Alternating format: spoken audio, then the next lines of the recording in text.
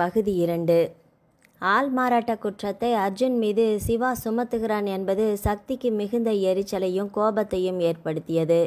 மருத்துவனான அவன் மேல் பல குற்றங்கள் சுமத்தப்பட்டு இருப்பதை பேப்பரில் படிக்கும்போதே எரிச்சலாக இருந்தது. அர்ஜுனை தனக்கு 9 மாதங்களாக தெரியும். ஒரு மருத்துவனாக இருந்தும் எத்தனை எளிமையாக இருந்தான். தன்னுடன் இணைந்து இரத்த தான முகாம் நடத்தியதில் அவனுக்கு எத்தனை பெருமிதம்.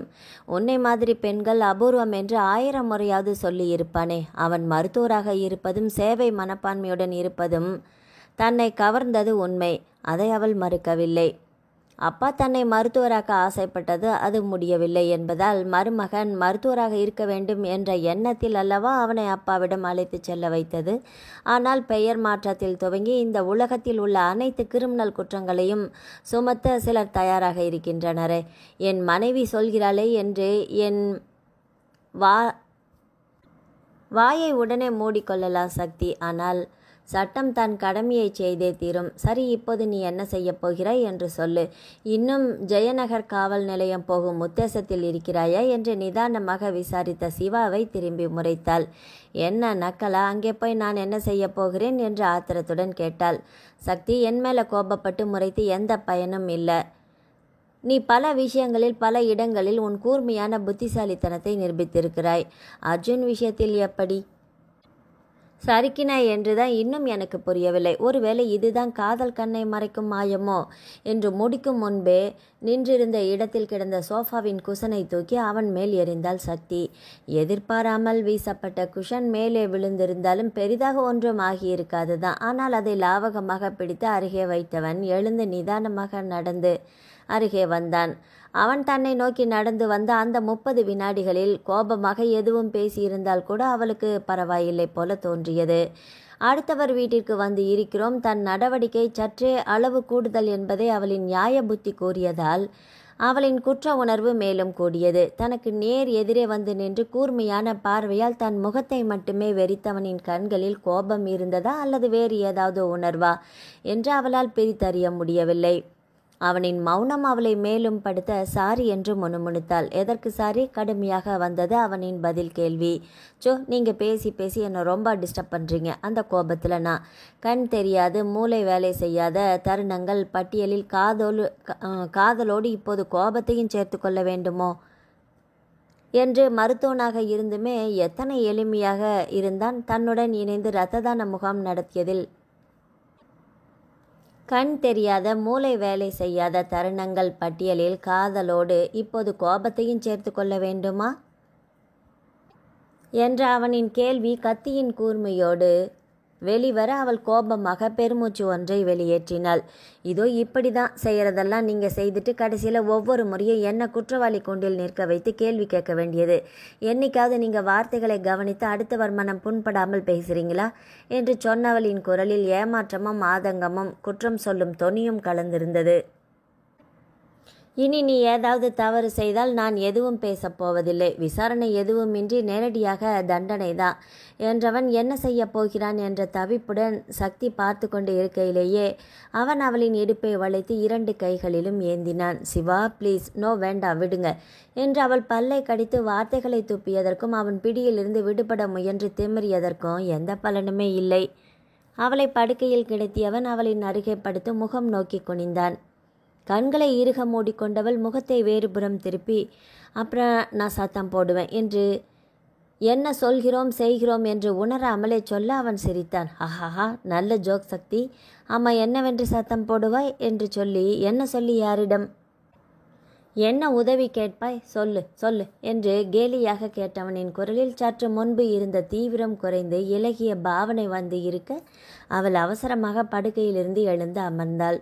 நீங்கள் நல்லவர் என்பதால் கொடுத்த வாக்கை காப்பாற்றுவீர்கள் என்று நம்பித்தானே நான் இங்கே வந்தேன் என்றவளின் குரலில் நம்பிக்கையும் அவநம்பிக்கையும் மாறி மாறி ஒலித்தது. ஆஹா, இது அதைவிட பெரிய ஜோக்காயிருக்கே சக்தி. நான் நல்லவன் என்று உன்னிடம் யார் சொன்னது? போக நான் என்ன வாக்கு யாருக்கு கொடுத்தேன் என்பதே எனக்கு மறந்துவிட்டதே என்றவன் எழுந்து அமர்ந்தவளை மீண்டும் படுக்கையில் சரித்தான்.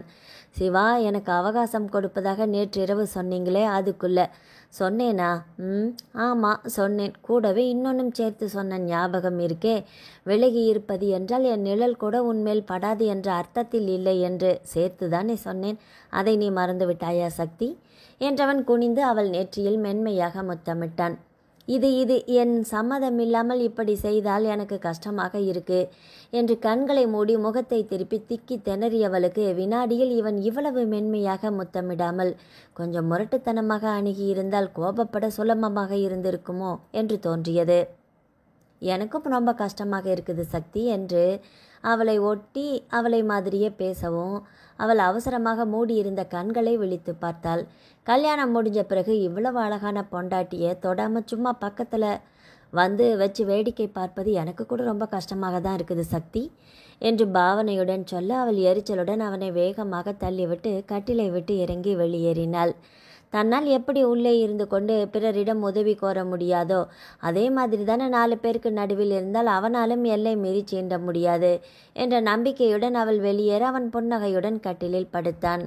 அவளின் அருகாமையும் ஸ்பரிசமும் தந்த இன்ப அதிர்வுகள் இன்னும் அவன் உடலில் மிச்சம் இருக்க கண்களை மூடி ரசித்தான். அவளுக்கு விருப்பம் இல்லாமல் முத்தமிடும் போதே இப்படி இருந்தால் அவளும் நெருங்கி ஆசையுடன் அணைத்தாள் என்ற கற்பனை மேலும் வளர அருகே இருந்த தலையணையை அணைத்து அதில் முகம் புதைத்தான்.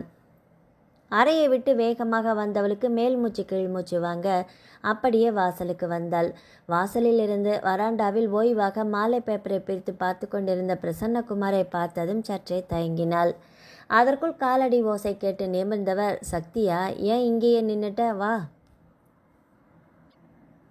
வந்து உட்கார்மா. கன்னடம் பேச மட்டும் தெரியுமா இல்லை படிக்கவும் செய்வாயா? படிக்க தெரியும் என்றால் பேப்பர் பார் என்று உற்சாகமாக கன்னடத்தில் அழைத்தார். எழுத்து கூட்டி படிப்பேன். வேகமாக வராது அங்கிள். அதுவும் இவ்வளவு சின்ன லெட்டர் படிப்பது கஷ்டம். எங்கே மற்றவங்க யாரையுமே காணோம் என்று அவர் அருகே வந்து அமர்ந்தபடியே விசாரித்தாள். இன்னைக்கு அனுமன் ஜெயந்தி. வந்தனா அம்மா சூரியநாராயணசாமி கோயிலுக்கு கிளம்பினா. வந்தனாவும் மாப்பிள்ளையும் கூட போயிருக்கிறாங்க. என்ன உனக்கு தூக்கம் வரலையா? உட்காரு. சிவாவை காணோமே, அவர் தூங்கிட்டாரா என்று இயல்பாக விசாரித்தார். ஆமாம் அங்கிள், எனக்கு தூக்கம் வரல. சரி, கொஞ்ச நேரம் உங்களுடன் பேசிட்டு இருக்கலாமே என்று வந்தேன். உங்களுக்கு ஒன்றும் தொந்தரவு இல்லையே என்று பொய் சொல்கிறோம் என்ற உணர்வில் ஆரம்பத்தில் திணறினாலும் தொடர்ந்து சரளமாக பேசினாள் சக்தி. எனக்கு ஒன்றும் தொந்தரவு இல்லை சக்தி. காவல்துறை அதிகாரி என்பதால் என்னிடம் பேசுகிறவங்களில் பாதி பேர் உண்மையே பேச மாட்டான். பொய் பித்தலாட்டம்தான். அதனால் இந்த மாதிரி சாதாரண ஆளுடன் சந்தோஷமான விஷயம் பேசுவது என்றால் எனக்கு ரொம்ப சந்தோஷமாக இருக்கும். அதுவும் எவ்வளோ பெரிய விஷயத்தை பண்ணுகிறேன் என்று கிளம்பி இருக்கிறாய், உனக்கு தெரியுமா என்று ஆரம்பிக்க அவளுக்கு சந்தோஷமாக இருந்தாலுமே வந்த வேலை நினைவு வர லேசாக முகம் வாடியது. சிவா அர்ஜுனை பற்றி சொல்வது உண்மையா என்று 3வது ஆளிடம் சரிபார்ப்பது என்பது பிடிக்கவில்லை. என்றாலுமே வேறு வழியும் தெரியவில்லை. சரியோ தவறோ அவனுடன் தனக்கு திருமணம் நடந்து முடித்துவிட்டது. இனி 2 வழிதான் இருக்கிறது. ஒன்று, அர்ஜுனை பற்றி பொய்யான ரிப்போர்ட் கொடுத்தான் என்று தன் சந்தேகம் நீங்க வேண்டும். அதற்கு அவன் குற்றவாளி என்ற ஆதாரம் வேண்டும். உறுத்தலுடன் அவனுடன் தன்னால் இணைந்து இயல்பான வாழ்க்கை நடத்த முடியாது. அப்படி இல்லாவிட்டால் அர்ஜுன் குற்றமற்றவன் என்பதாவது நிரூபணமாகி அதை காரணம் காட்டி இவனிடமிருந்து விடுதலை வாங்க வேண்டும். இது 2ம் இல்லாத இந்த திரிசங்கு சொர்க்க நிலை மாறினால்தான் நிம்மதியாக இருக்க முடியும் என்பது தெரிந்தாலுமே அவரிடம் பேச்சை ஆரம்பிக்க தயக்கமாக இருந்தது. என்ன சக்தி, ஏதோ பேச நினைத்து யோசிக்கிற மாதிரி இருக்குது, தைரியமாக கேளு, நீயும் எனக்கு வந்தனா மாதிரி தான் என்று ஊக்கம் அளித்தார். தயக்கமில்லை அங்கிள், ஆஃபீஸ் விஷயத்தில் தலையிடுகிறேன் என்று நீங்கள் தப்பாக நினைத்து கொள்ளக்கூடாது என்றுதான். நான் உன்னை தப்பாக நினைக்கும் அளவுக்கு ஆஃபீஸ் விஷயமா? நீ அப்படி என்ன கேட்கப் போகிறாய்? கொஞ்சம் முன்னாடி ஜெயநகரில் ஒரு கேஸ் சொன்னீங்களே.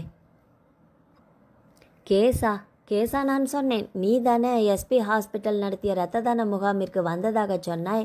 அங்கே யாரை தெரியும் என்று கேட்டேன். அங்கே அர்ஜுன் கார்கே என்ற டாக்டரை தெரியும். உங்களுக்கு அவரை தெரியுமா என்று மெல்ல விசாரித்தாள். ஓஹோ, உனக்கு பெரியவரை தெரியுமா? அவர் அழைத்து வந்தாயா? அப்போ சரி. ஆனால் ஹாஸ்பிட்டல் பெயரே அவங்க பையன் இந்த 2 மாசத்துல நாரடிச்சிட்டானே, அது உனக்கு தெரியுமா? அர்ஜுனை பற்றி சிவா சொன்னதில் 2 விஷயங்கள் ஊர்ஜிதமாகிவிட்டது. அர்ஜுன் கார்கே என்ற மனிதர் உயிரோடு இருக்கிறார். அவர் வயதானவர். அவருடைய பையன் அவருடைய பெயரை கெடுத்தது அவன் சொன்ன சைலேஷாக இருக்கலாம். தெரியாதே அங்கிள், ஏன் என்னாச்சு என்றவளுக்கு தன் இதயம் துடிக்கும் ஓசை அவள் காதுகளிலேயே விழுந்தது. என்ன ஆச்சா? அவங்க கணவன் மனைவி 2 பேருமே டாக்டர்ஸ். அவரோட பையன் ரொம்ப ஆசைப்பட்டு மெடிசன் படிக்க வச்சாங்க. ஆனால் அவன் மெடிக்கல் டிகிரி கூட அரியர்ஸ் இல்லாமல் முழுசாக முடிக்கலை. படிப்பு ஏறலை என்றாலுமே குறுக்கு வழியில் கோடீஸ்வரன் ஆகணும் என்ற பேராசை வந்துடுச்சு. அதுக்கு தேர்ந்தெடுத்த வழி தான் கொடுமையானது. அப்படி என்ன அங்கிள் பண்ணினா? டிகிரி முடிக்காமலேயே ஏதாவது சர்ஜரி ட்ரீட்மெண்ட் பண்ணி மாற்றி பண்ணிட்டானா? நீ சொல்கிறது எல்லாம் சின்ன தப்பு சக்தி. இது சின்ன தப்பா? டிகிரி முடிக்காமல் சிகிச்சையில் இறங்குவது சின்ன தப்பு என்றால் இதைவிட பெரிசாக என்ன தப்பு பண்ணினா? ஒன்று விடாமல் துருவி அவளுக்கு மனதுக்குள் பிசைந்தது. இவர் ஏதோ தனக்கு அதிர்ச்சி தரும் தகவல் சொல்லப் போகிறார் என்று உள்ளுணர்வு சொன்னது. அதெல்லாம் கேட்டால் கூட உன் மனது பதறிடும் சக்தி. நீ இந்த மாதிரியெல்லாம் யோசித்து கூட இருக்க மாட்டாய். வேண்டாம் சக்தி, நாம் வேற ஏதாவது நல்ல விஷயம் பேசலாமே. ஏற்கனவே பெங்களூர் வந்து இருக்கிறாயா? எந்த இடம் பார்த்திருக்கிறாய் என்று அவர் பேச்சை மாற்ற அவளுக்கு ஏமாற்றம் துளித்தது. பெங்களூர் நிறைய தடவை வந்திருக்கிறேன் uncle. Lal park, Chamundi hills, Vidhana Soudha, planetarium எல்லாமே பார்த்துருக்கிறேன். இந்த முறை மைசூர் தான் போகலாம் என்று ஆசை. நாளைக்கு ஒரு நாள் இங்கே தங்கிட்டு நாளை மறுநாள் அங்கே கிளம்பலாம் என்று யோசிக்கிறேன் என்று சாதாரணமாகவே பதில் சொல்ல முயன்றாலுமே மனம் முந்தைய வாக்கியத்தின் தாக்கத்தில் இருந்து வெளியே வரவில்லை. அங்கிள், இந்த குரங்கை நினச்சிட்டு மருந்து குடிக்காதே அப்படின்னு சொல்லுவாங்க தெரியுமா? அது மாதிரி நீங்கள் வேண்டாம் என்று சொன்னதாலேயே மனம் அங்கேயே சுற்றி கொண்டிருக்கிறது. அவன் அப்படி என்னதான் தப்பு பண்ணினா என்று சொல்லுங்களேன். இல்லை என்றால் எனக்கு தலையே வெடித்து விடப் போகிறது என்று கேலியாக மீண்டும் பழைய கேள்வியிலேயே வந்து நின்றாள் சக்தி. அவன் செஞ்ச தப்புக்கு அவன் தலையை தான் எடுக்கணும். எடுத்திருப்பேன். அதுக்குள்ளே பெயிலில் வெளியே போயிட்டானே அந்த இடியட் செஞ்ச தப்புக்கு நீ ஏன் ஓமண்டையை போட்டு குழப்பிக்கொள்ளணும்? தப்பு 1 2 இல்லைம்மா, ஏகப்பட்டது. முதல்ல இருப்பது அப்பர் சர்டிஃபிகேட்டை ஃபோர்ஜரி பண்ணி சென்னையில் ஒரு மருத்துவமனை அங்கே வேலையில் சேர்ந்துட்டான். அங்கே கடந்த 8 மாதத்தில் 20 ஜோடி கண்களை இறந்தவர்களிடம் வாங்கி சென்னை கணக்கில் காண்பிக்காமல் பெங்களூரில் கொண்டு வந்து பல பணக்காரர்களுக்கு பொருத்தி பல லட்சங்களை சம்பாதிச்சிருக்கிறான். லட்சங்கள் சம்பாதிப்பது இருக்கட்டும் அங்கிள், இது நடைமுறையில் சாத்தியமா என்றவளின் குரலில் தான் ஏமாந்து விட்டோமே என்ற கோபம் இருந்தாலுமே இது சாத்தியமா என்ற சந்தேகமாக இருந்தது. அந்த 20 ஜோடி கண்களை தானம் பெற்றதில் தன் பங்கு மிக அதிகம். எது சாத்தியமில்லை? ஏன் சாத்தியமில்லை? காவல்துறையினர் கில்லாடிகள் என்றால் கிரிமினர்கள் அவர்களை விட கில்லாடிகளாக இருக்கிறார்களே. அவர்கள் நினைத்தால் அத்தனை அரசு துறையிலும் ஊடுருவி நினைத்ததை சுலபமாக சாதித்து கொள்ள முடியுமே. என்ன செய்ய சொல்கிறாய்? அப்போ அரசாங்கத்தில் நியாயம் நேர்மை என்று எதுவும் விரல் விட்டு எண்ணக்கூடிய அளவில் இருக்கிறாங்க. அவங்களால தான் இன்னும் நியாயம் தர்மம் நிலைச்சி நிறுத்தப்படுகிறது. இங்கு பணம் சம்பாதிக்க தேர்ந்தெடுத்த வழி ரொம்ப ரொம்ப மோசம் சக்தி. நாமே நமக்கு உடல்நிலை சரியில்லை என்றோ ஏதாவது சிகிச்சை என்றாலா நம் உடல் உறுப்புகள் நம் உடலில் பத்திரமாக இருக்கிறது என்று எந்த நம்பிக்கையில் மருத்துவமனையிலிருந்து வெளிவருவது? இவனுங்களை எல்லாம் நடு ரோட்டில் நிற்க வச்சு சுட்டா கூட பாவமில்லை. சும்மா கோர்ட்டு கேஸ் என்று 4-5 வருஷம் இழுத்தடிச்சிட்டு சட்டத்தின் இண்டு இடுக்குகளில் புகுந்து வெளியே வந்துடுறானுங்க. மனம் கொதிக்கிறது சக்தி. இவங்களுக்கு எந்த கருணையும் காட்டவே கூடாது என்று ஆத்திரத்துடன் பொறிந்த பிரசன்னகுமாரின் கோபம் அவர் பேசி முடித்த வேளையில் அவளுக்குள்ளும் பாய்ந்திருந்தது. அர்ஜுன் என்ற பெயரில் தன்னுடன் சில மாதங்கள் பழகியவனை பற்றி பிரசன்னகுமார் சொன்ன தகவல்கள் சக்தி மலருக்கு அதிர்ச்சியையும் கோபத்தையும் ஏற்படுத்தியது. சற்று முன்பு சிவா இவனை பற்றி சொன்னபோது அவனை நம்பாமல் கேள்வி கேட்டது நினைவில் ஆடியது. அவன் சொன்னதை நம்ப விடாமல் தனக்குள் ஏதோ ஒன்று தடுத்தது. ஆனால் இவர் சொல்வதை மட்டும் ஏன் இவ்வளவு எளிதாக நம்ப வேண்டும் என்ற கேள்வி அவளுக்குள் எழாமல் இல்லை. அதற்கு விடை தேடும் முயற்சியில் அவள் ஈடுபடவில்லை. இப்போ அவன் எங்கே இருக்கிறான் அங்கிள்? கேஸ் இங்கே நடக்குமா சென்னையில் நடக்குமா என்று விசாரித்தாள் சக்தி. அவனை நேரில் பார்த்து 4 கேள்வி நறுக்குன்னு கேட்டால்தான் அவள் மனம் மாறும். அதன் பிறகு அவன் முகத்தில் கூட விழிக்க தேவையே இல்லை. கேஸ் இங்கே தான் நடக்கும் சக்தி. புகார் இங்கே தானே பதிவாகியுள்ளது. சென்னையில் உள்ள மருத்துவமனை இவன் பணிபுரிந்துள்ளான் என்பதால் அங்கிருந்த பதிவேடுகளும் சில சாட்சியங்களும் விசாரணைக்கு வரவழைக்கப்படலாம். மற்றபடி சென்னைக்கு இந்த வழக்குக்கும் தொடர்பு கம்மி தான். நீ ஏன் இதை இப்படி துருவி துருவி விசாரிக்கிறாய்? உனக்கு இவனை ஏற்கனவே தெரியுமா? பார்த்திருக்கிறாயா என்று ஆச்சரியமாக கேட்டார். தெரியும் அங்கிள். எங்கள் தொலைக்காட்சி நிறுவனம் நடத்தும் சில நிகழ்ச்சிகளுக்கு அந்த மருத்துவமனையில் ஸ்பான்சர்ஷிப் கிடைக்கும். அதனால் அவங்க நடத்தும் இலவச மருத்துவ முகாம்களுக்கு நாங்கள் கவரேஜ் கொடுப்போம். அப்போ அங்கே நானே போயிருக்கிறேன், அவனை பார்த்துருக்கிறேன் சக்தி. ஆனால் நீ இதை வெளியே யாரிடமும் சொல்ல வேண்டாம். அப்புறம் இந்த கேஸில் உன்னையும் உள்ளே இழுத்து விட போகிறான். அவன் ஏன் இழுக்கணும் அங்கிள்? நீங்கள் அரசு சார்பில் சாட்சி சொல்ல சேருங்க, நானே வருகிறேன். எனக்கு தெரிந்த விஷயங்களை சொல்கிறேன். இந்த மாதிரி சமூக விரோத செயல்களை செய்கிறவங்களுக்கு கடுமையான தண்டனை கிடைக்கணும்.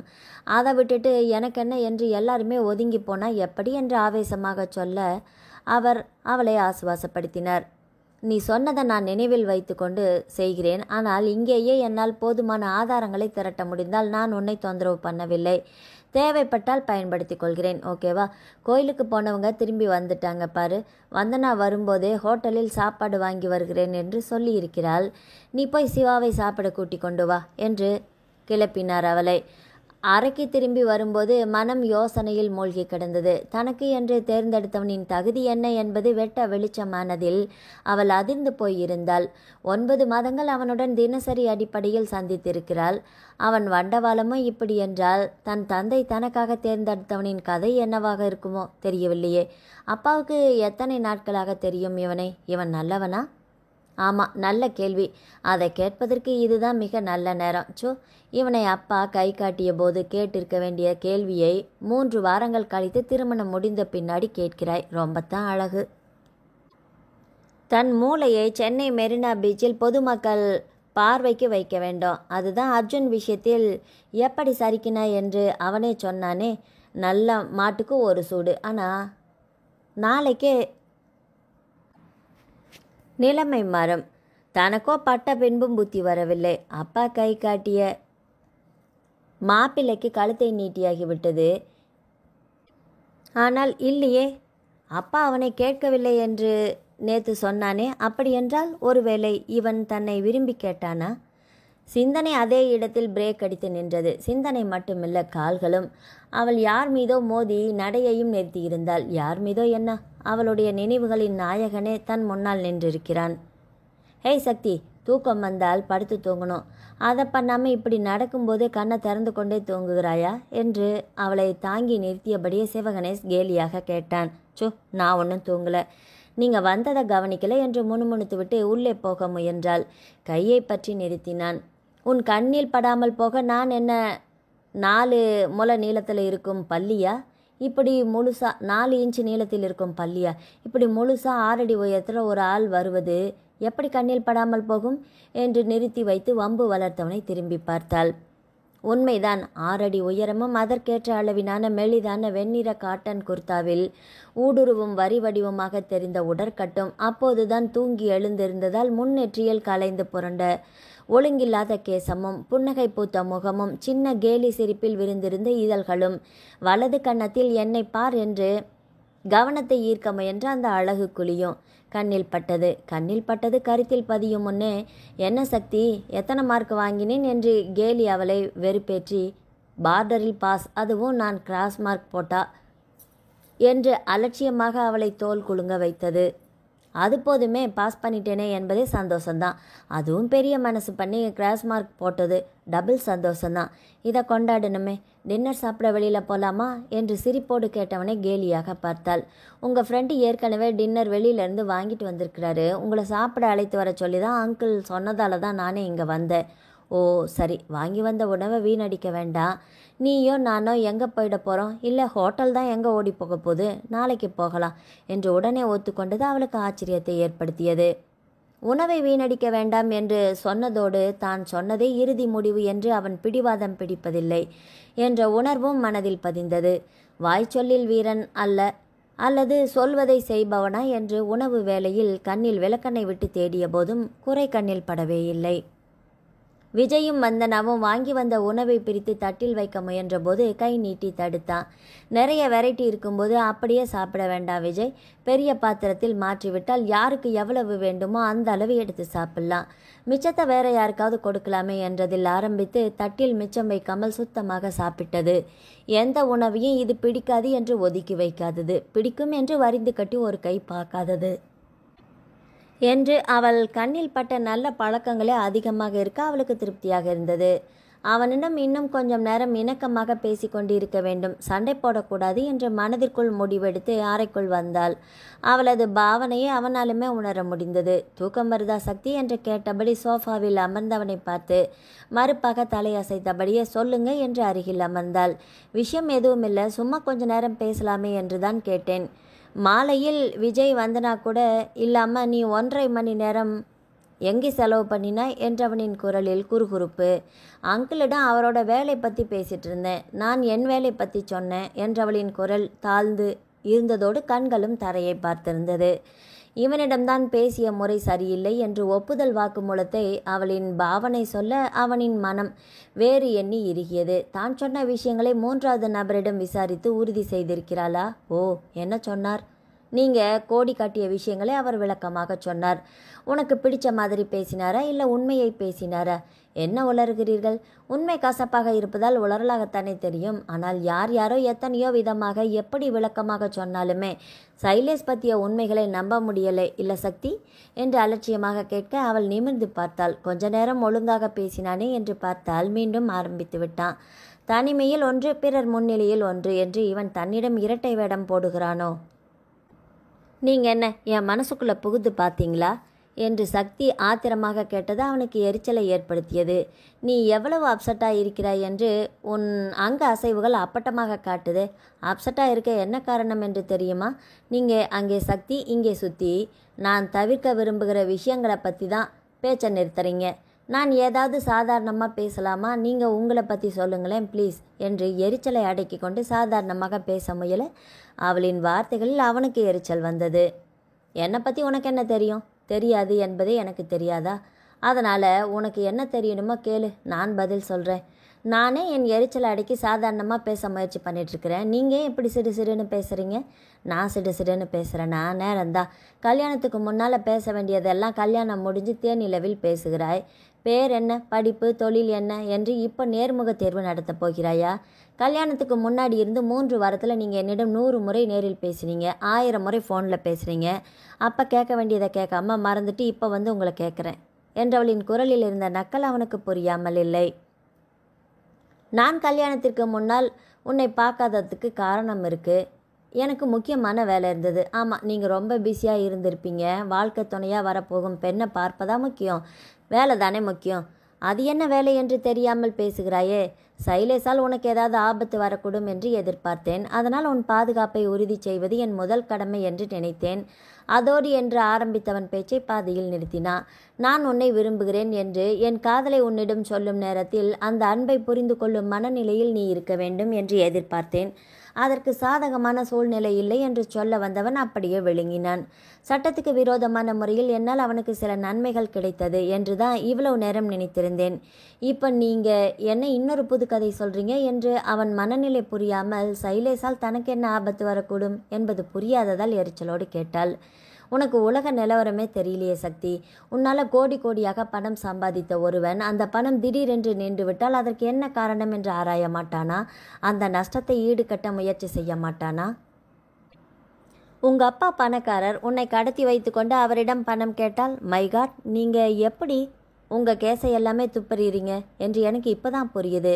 முக்கால்வாசி கற்பனையிலேயே கதை ஜோடிச்சிடுறீங்க போல.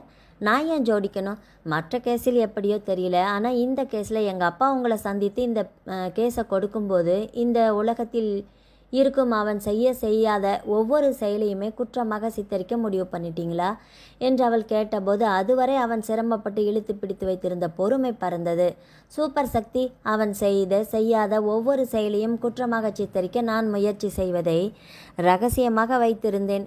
அதை உலக அனுபவம் இல்லாத நீ துப்பறிந்து கண்டுபிடித்து விட்டாய். ஆனால் பார், நீயே அவன் செய்யாத ஒவ்வொரு செயலையும் நியாயப்படுத்த முயற்சி செய்கிறாய் என்று துப்பறிதலையே தொழிலாக கொண்ட என்னால் கூட கண்டுபிடிக்க முடியவில்லை. நீ அவன் மேல் வைத்த கண்மூடித்தனமான காதலை தவிர வேற என்ன காரணமாக இருக்க முடியும் என்று சொல்ல அவள் வேகமாக எழுந்தாள். இந்த மாதிரி தினம் தினம் பேசி சித்திரவதை செய்யத்தான் கல்யாணம் செய்து கொண்டீங்களா? உங்களுக்கு ஒரு தடவை சொன்னால் எந்த விஷயமும் புரியாதா? எனக்கு அவன் மேல் காதலும் இல்லை, ஒரு மண்ணாங்கட்டியும் இல்லை என்று வெடித்து சிதறியவளை வியப்புடன் பார்த்தான். இவள் என்ன சொல்கிறாள்? எங்கள் அப்பா என்னை மருத்துவராக ஆசைப்பட்டார். அதைத்தான் என்னால் நிறைவேற்ற முடியல. அதனால் மருத்துவராக இருந்த என்னுடைய சமூக அக்கறையுடன் கூடிய பொறுப்புகளில் பங்கேற்ற ஒருவனை நல்லவன் என்று நான் நம்பினேன். என் அப்பாவிடம் அழைத்து சென்றேன். அது ஒரு தப்பா? கடைசியில் பார்த்தா அவன் ஒரு மருத்துவனும் இல்லை, அவனிடம் சமூக அக்கறையும் இல்லை. நானே இப்படி ஒருவனை எப்படி நம்பினோம் என்று மண்டையை காஞ்சிக்கிட்டு இருக்கும்போது நீங்கள் எப்படி பேசுனீங்கன்னா ஆத்திரமாக சொன்னவளுக்கு தொண்டை அடைத்தது. சாரி சக்தி, தப்பான அர்த்தத்தில் சொல்லலை, நான் ஏதோ வேகத்தில் சாரி என்று விளக்கம் சொல்ல முயன்றவனின் குரல் அவள் காதுகளில் விழவே இல்லை. அப்படியே தப்பாக இருந்தாலும் நாங்கள் ஒன்றும் அந்த உண்மையை மறைத்து உங்களை ஏமாற்றி கல்யாணம் பண்ணி கொள்ளவில்லை. இன்னும் சொல்லப்போனால் எங்கள் அப்பா உண்மையை சொல்லித்தானே உங்களிடம் கேசையே ஒப்படைத்தார். எல்லாம் முடிந்த பிறகு பெற்றவர்கள் சொல் தட்டாத பிள்ளை என்று நல்ல பேரை வாங்க அவர்களிடம் கல்யாணத்திற்கு சம்மதமும் சொல்லிவிட்டு தனி அறையில் கட்டிய மனைவியை வார்த்தைகளால் சித்திரவதை செய்யும் நீங்கள் எல்லாம் ஒரு மனுஷனா? சே, உங்களை பார்க்கவே எனக்கு பிடிக்கல. முதல்ல நல்ல மனுஷனாக இருக்க முயற்சி பண்ணுங்க, அப்புறமா எனக்கு புருஷனாவதை பற்றி யோசிக்கலாம் என்று பொரிந்து தள்ளிவிட்டு வேகமாக சென்று படுக்கையில் குப்புறப்படுத்தாள். சிவகணேஷ் துப்பறிந்து சொன்ன விஷயங்கள் உண்மை என்பதை பிரசன்னகுமாரின் வாயிலாக அறிந்து கொண்ட சக்தி ஏற்கனவே மன உளைச்சலில் இருந்தாள்.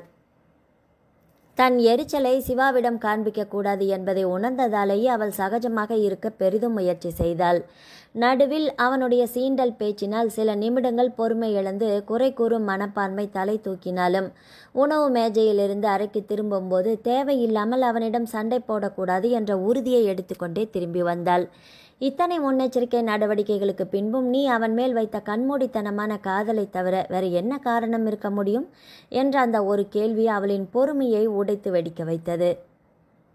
அவன் நடுவில் ஏதோ சொல்ல வந்ததை உணராமலேயே படபடவென்று பொரிந்து தள்ளிவிட்டு அவன் முகத்தை கூட பார்க்காமல் அவன் பதில் விளக்கத்திற்காக காத்திருக்காமல் விடுவிடுவென்று வந்து படுக்கையில் உடையை கூட மாற்ற மனம் இல்லாமல் சரிந்து தலையணியில் முகம் புதைத்தாள் சக்தி. தன் தாயின் மறைவின் போது சில நாட்கள் தொடர்ந்து அழுததற்கு பிறகு அப்பாவின் கவனிப்பில் தைரியமாகவே வளர்க்கப்பட்ட சக்தி அதற்கு பிறகு அதுவரை அவள் வாழ்க்கையில் செய்யாத காரியத்தை அன்று செய்தாள். தகுதி இல்லாத ஒருவனை தன் வாழ்க்கை துணையாக அப்பாவிடம் அறிமுகப்படுத்திய தன் முட்டாள்தனத்தை எண்ணி அழுதாளோ, தன் முட்டாள்தனத்தை விளக்க முயன்றவன் மேல் கோபம் கொண்டு அவனை அலட்சியப்படுத்திய குற்ற உணர்வின் தவிப்பினை கண்ணீரில் கரைக்க முயன்றாளோ, தான் விரும்பியவனை கல்யாணம் செய்து கொண்டால் அதிர்ஷ்டசாலி, தன்னை விரும்பியவனை திருமணம் செய்து கொண்டால் புத்திசாலி, அவள் நிலை இரண்டிலும் சேரவில்லை என்ற ஆதங்கத்தை வெளிப்படுத்தினாளோ, எதற்கு அழுதாள் என்பதற்கான காரணம் அவளுக்கே தெரியவில்லை. சக்தி சத்தம் எதுவுமின்றி கண்ணீர் பெருக்கினாலும் அதை சில வினாடிகளிலேயே அவள் முதுகு குலுங்கிய விதத்தில் கண்டு கொண்ட சிவகணேஷ் பதட்டத்துடன் அருகில் வந்தான். கட்டிலில் அமர்ந்து அவள் முதுகை வருட கையை கொண்டு சென்றவன் தயங்கி பின்னுக்கு இழுத்து கொண்டு சக்தி என்று அழைத்தான். அவளிடம் எந்த பிரதிபலிப்பும் இல்லை. சக்தி, ப்ளீஸ் அழாத, ஐ எம் சாரி. இனி சைலேஷ் குறித்து எந்த வாக்குவாதமும் நமக்கிடையே கிடையாது. நிச்சயம் வராது, உன்மேல எனக்கு சந்தேகமே இல்லை என்று உறுதியான குரலில் சொன்னவன் விளக்கை அணைத்துவிட்டு கட்டிலில் மறுபக்கம் வந்து அவளை பார்த்தபடி படுத்தான். சிவா தன்னை தொடாததும் கூடவே தான் சொன்னதுதான் சரி என்று வாக்குவாதத்தில் ஈடுபடாததும் கடைசியாக உன்மேல் எனக்கு சந்தேகமில்லை என்று உறுதி அளித்ததும் ஏதோ ஒரு விதத்தில் சக்திக்கு அமைதியை அளிக்க அடுத்து வந்த சில நிமிடங்களில் அவள் தூங்கிவிட்டாலுமே மேலும் பல நிமிடங்களுக்கு அவளின் விசும்பல் தொடர்ந்தது. சிவாவை அவனை ஊன்றி பார்க்க வைத்தது. அசையாத கருவிழிகளும் படுத்திருந்த பாவனை மாறாததும் அவள் தூங்கிவிட்டாள் என்பதை உறுதிப்படுத்திய பிறகு தொடர்ந்து விசும்பல் ஒரு சின்ன குழந்தையை நினைவுபடுத்தியது. தனக்கு தானே விதித்த கட்டுப்பாடுகளை மீறி அவளை நெருங்கி படுத்து அவளை தன் மேல் படுக்க வைத்து அவளின் முதுகை வருடி கொடுத்தவனுக்கு தூக்கம் வரவில்லை. இன்று குழந்தையாக விசும்பும் இவள்தான் முதல் நாள் அவளை பார்த்தபோது சாலையில் சிக்னலில் கடக்க முயன்ற சின்ன குழந்தைகளுக்காக மிகப்பெரிய மனுஷியாக அவதாரம் எடுத்து தன்னை எரித்து விடாத குறையாக முறைத்து மிரட்டி உருட்டிய காட்சி திரைப்படமாக மூடிய கண்களுக்குள் விரிந்தது. சாந்தோம் சர்ச் அருகே இருந்த சிக்னலில் காரை 8:45 மணி அளவில் காலில் வெந்நீரை கொட்டிக்கொண்டு ஆக்சிலேட்டரை உரும விட்டபடி காத்திருந்தான் சிவா. அப்பாவின் கார் சர்வீஸுக்கு சென்று இருப்பதால் 9 மணிக்கு ஒரு முக்கியமான வேலைக்காக ஹைகோர்ட் செல்ல அழைத்து சென்றான். எந்த இடத்திற்கும் சொன்ன நேரத்திற்கு 5 நிமிடம் முன்னாலேயே போக வேண்டும் என்ற அப்பாவின் கொள்கையையும் போக்குவரத்து விதிகளை மதிக்க வேண்டும் என்ற தன் கொள்கையையும் சேர்த்தே மனதில் நிறுத்தி சிக்னலில் கண்களை பதித்து காத்திருந்தான். முன்னால் மீடியனை ஒட்டி நின்றிருந்த அந்த நீல நிற மிட்சுபிஷி பஜோரா வாகனம் அவன் பொறுமையை சோதித்தது. பின்பக்க கண்ணாடி வழியாக ஊடுருவி பார்த்ததில் ஒருவர் மட்டுமே டிரைவர் இருக்கையில் இருந்தது அவனுக்கு எரிச்சலை தோற்றுவித்தது. ஒரு ஆளுக்கு இவ்வளோ பெரிய வாகனம் தேவையா? இப்படி ஒருவர் பயணம் செய்ய இந்த மாதிரி பெரிய பெரிய வாகனம் என்று எடுத்து வந்தால் சாலையில் போக்குவரத்து நெரிசல் ஏற்படாமல் என்ன செய்யும் என்று எரிச்சலுடன் முழுகினான். அவங்க வண்டி அவங்க போகிறாங்க, நீ என்ன புலம்புகிற?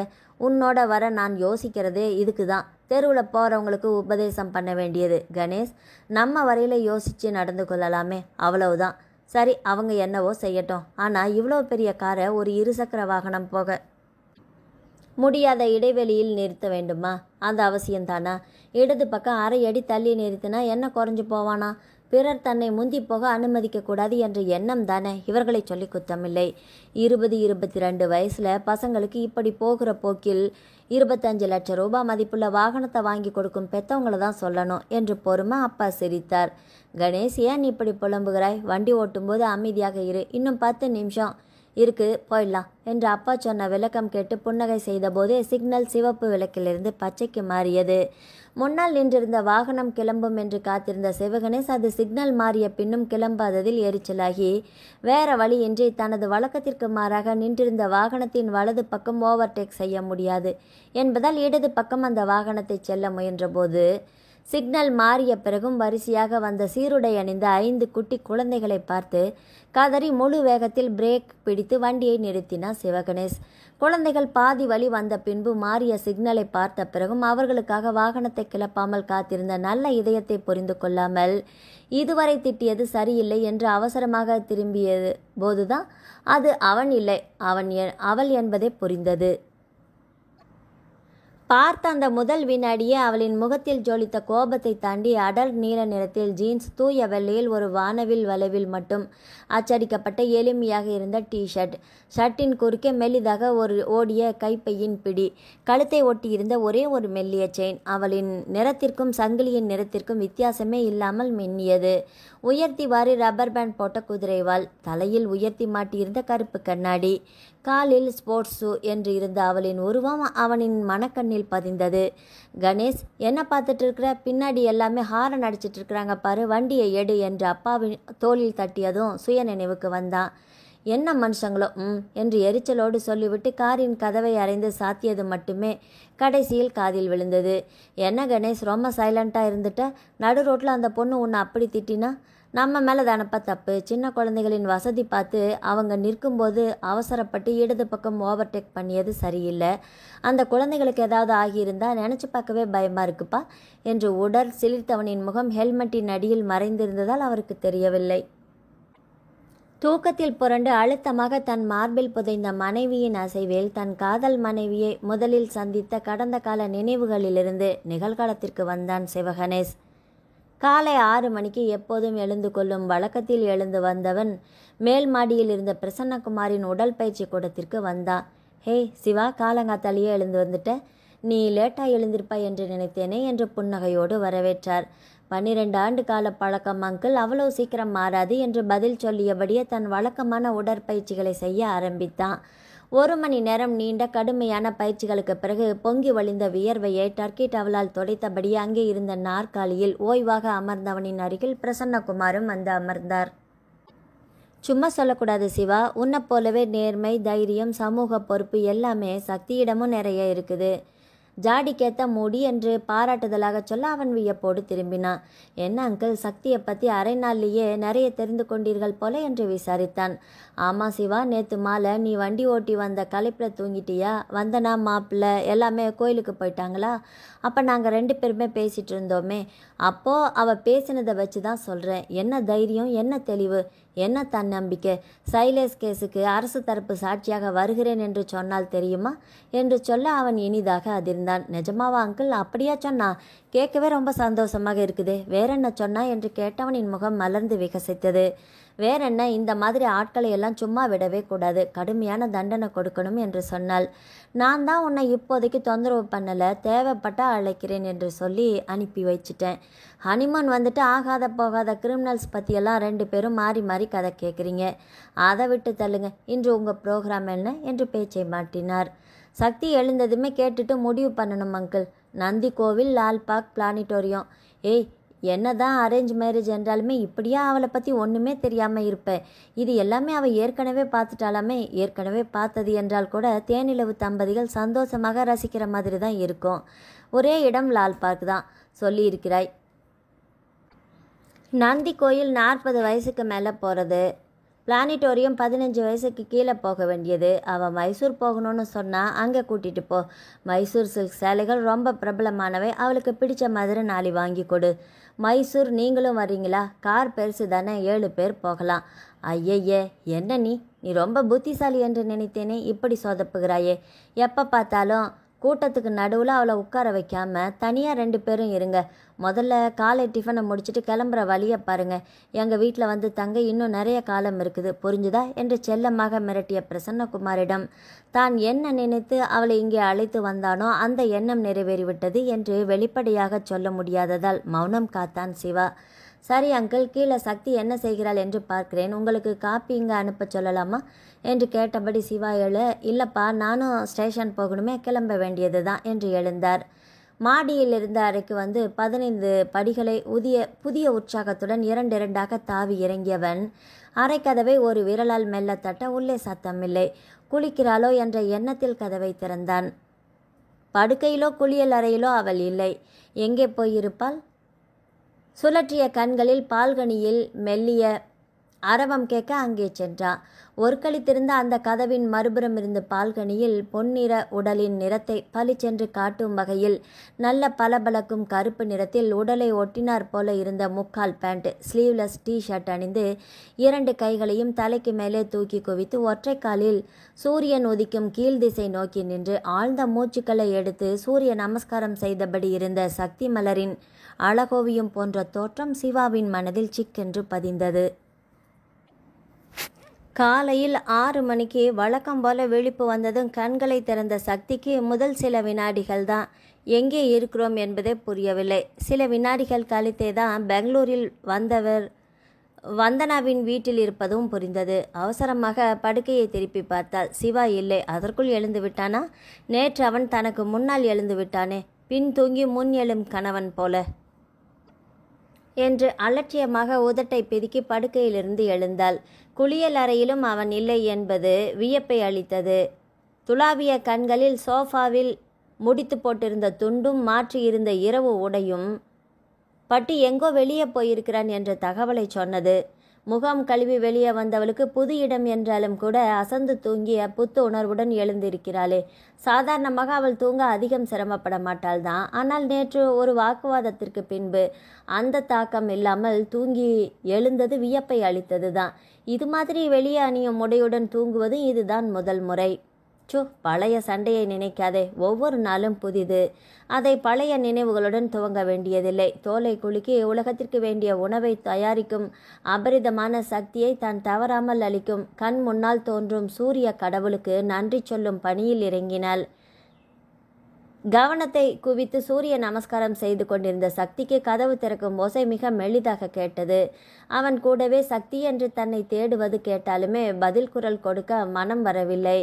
அவன் தன்னை தேடுவதில் ஒரு சின்ன சந்தோஷம் இருப்பதாக தோன்ற நல்லா தேடட்டும் என்று எண்ணிக்கொண்டாள். 3 முறை கேட்ட குரலுக்கு பிறகுதான் சத்தம் இல்லாமல் போக அவளால் தொடர்ந்து கவனம் செலுத்த முடியவில்லை.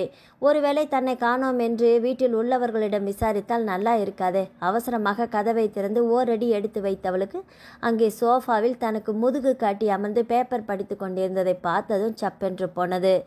அவனின் நடமாட்டம் தன்னை பாதித்த அளவுக்கு தன் நடமாட்டம் அவனை பாதிக்கவில்லையோ? திரும்பி கூட பார்க்கவில்லையே. மனதில் ஒரு ஏமாற்றம் படர்ந்தது. பால்கனியிலிருந்து உள்ளே வந்த சக்தியின் அசைவுகளை எதிரே இருந்த ட்ரெஸ்ஸிங் டேபிள் கண்ணாடி மூலம் ரசித்து கொண்டிருந்த சிவாவிற்கு தான் போகும் திசை சரியானது என்று தோன்றியது. தான் நெருங்கும்போது அவளுக்கு ஏற்படும் உணர்வுகளை விட தான் தள்ளி நிற்கிறோம் என்பது அவளிடம் அதிக பாதிப்பை உருவாக்குகிறது. அது நல்லது என்பதோடு தனக்கு பாதுகாப்பும் கூட. கண்ணாடி வழியாக மனைவியை சைட் அடித்து கொண்டு இருந்தவனுக்கு அவளின் முகத்தில் தோன்றிய ஏமாற்ற உணர்வை கண்டதுமே பொறுக்க முடியவில்லை.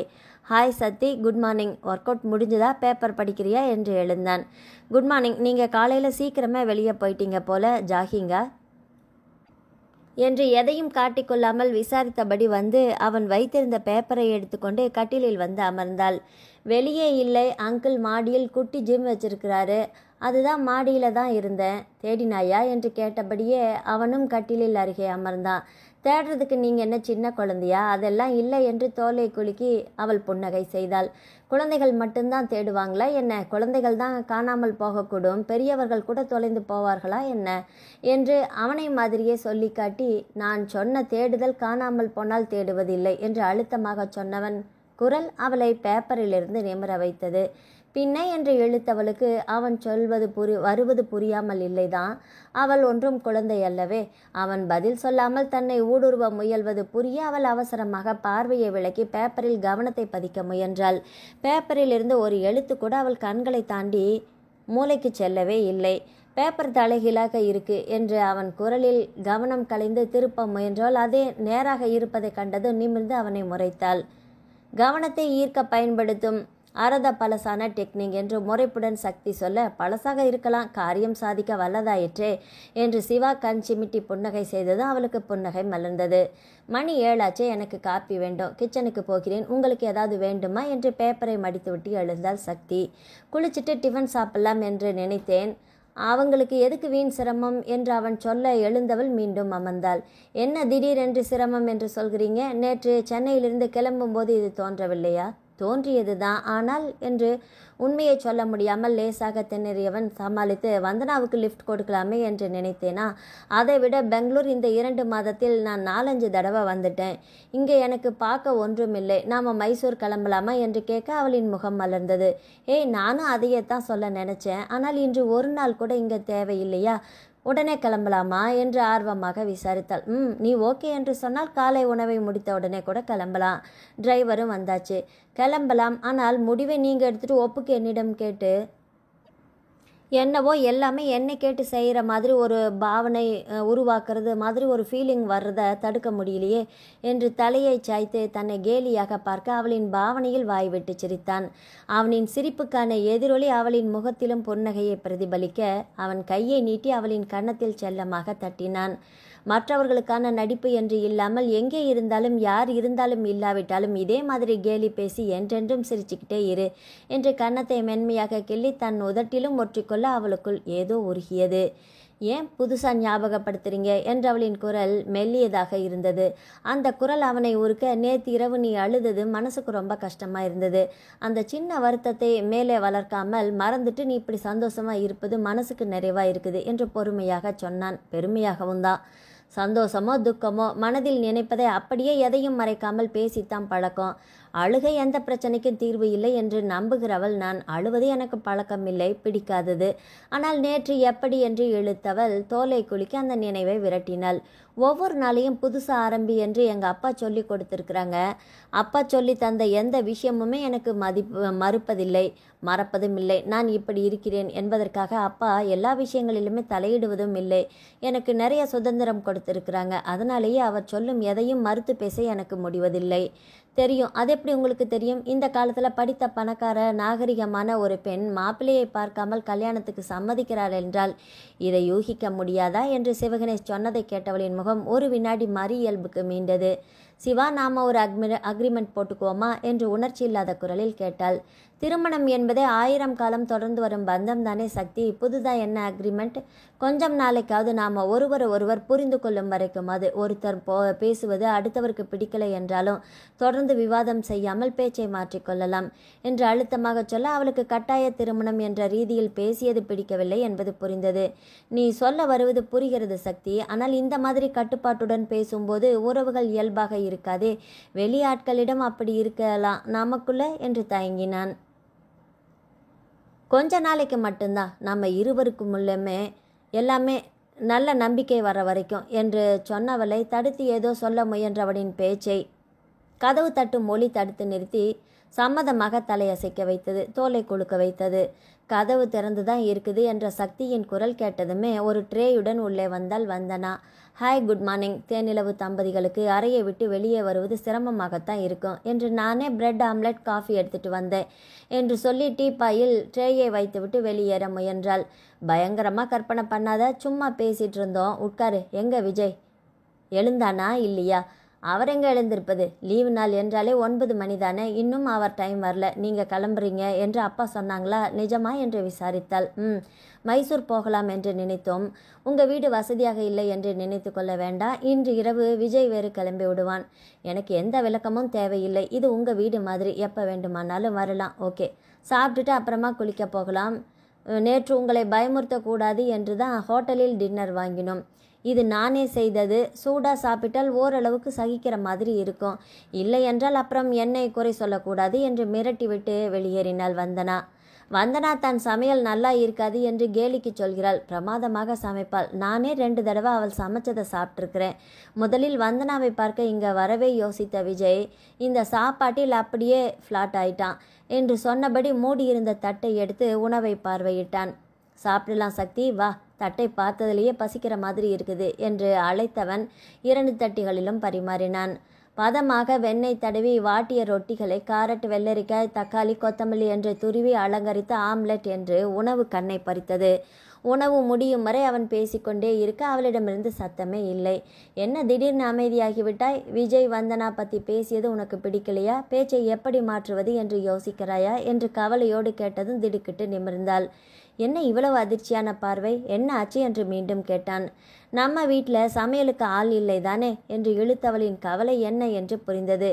எதிர் சோஃபாவில் அமர்ந்திருந்தவன் எழுந்து வந்து அவள் இருந்த சோஃபாவின் கைப்பிடியில் அமர்ந்து, எனக்கு சமைக்க தெரியாதாக்கும் என்று, ஏன் உனக்கு சமைக்க தெரியாதாக்கும் என்று அவள் புறம் சரிந்து கேலியாக கேட்டான்.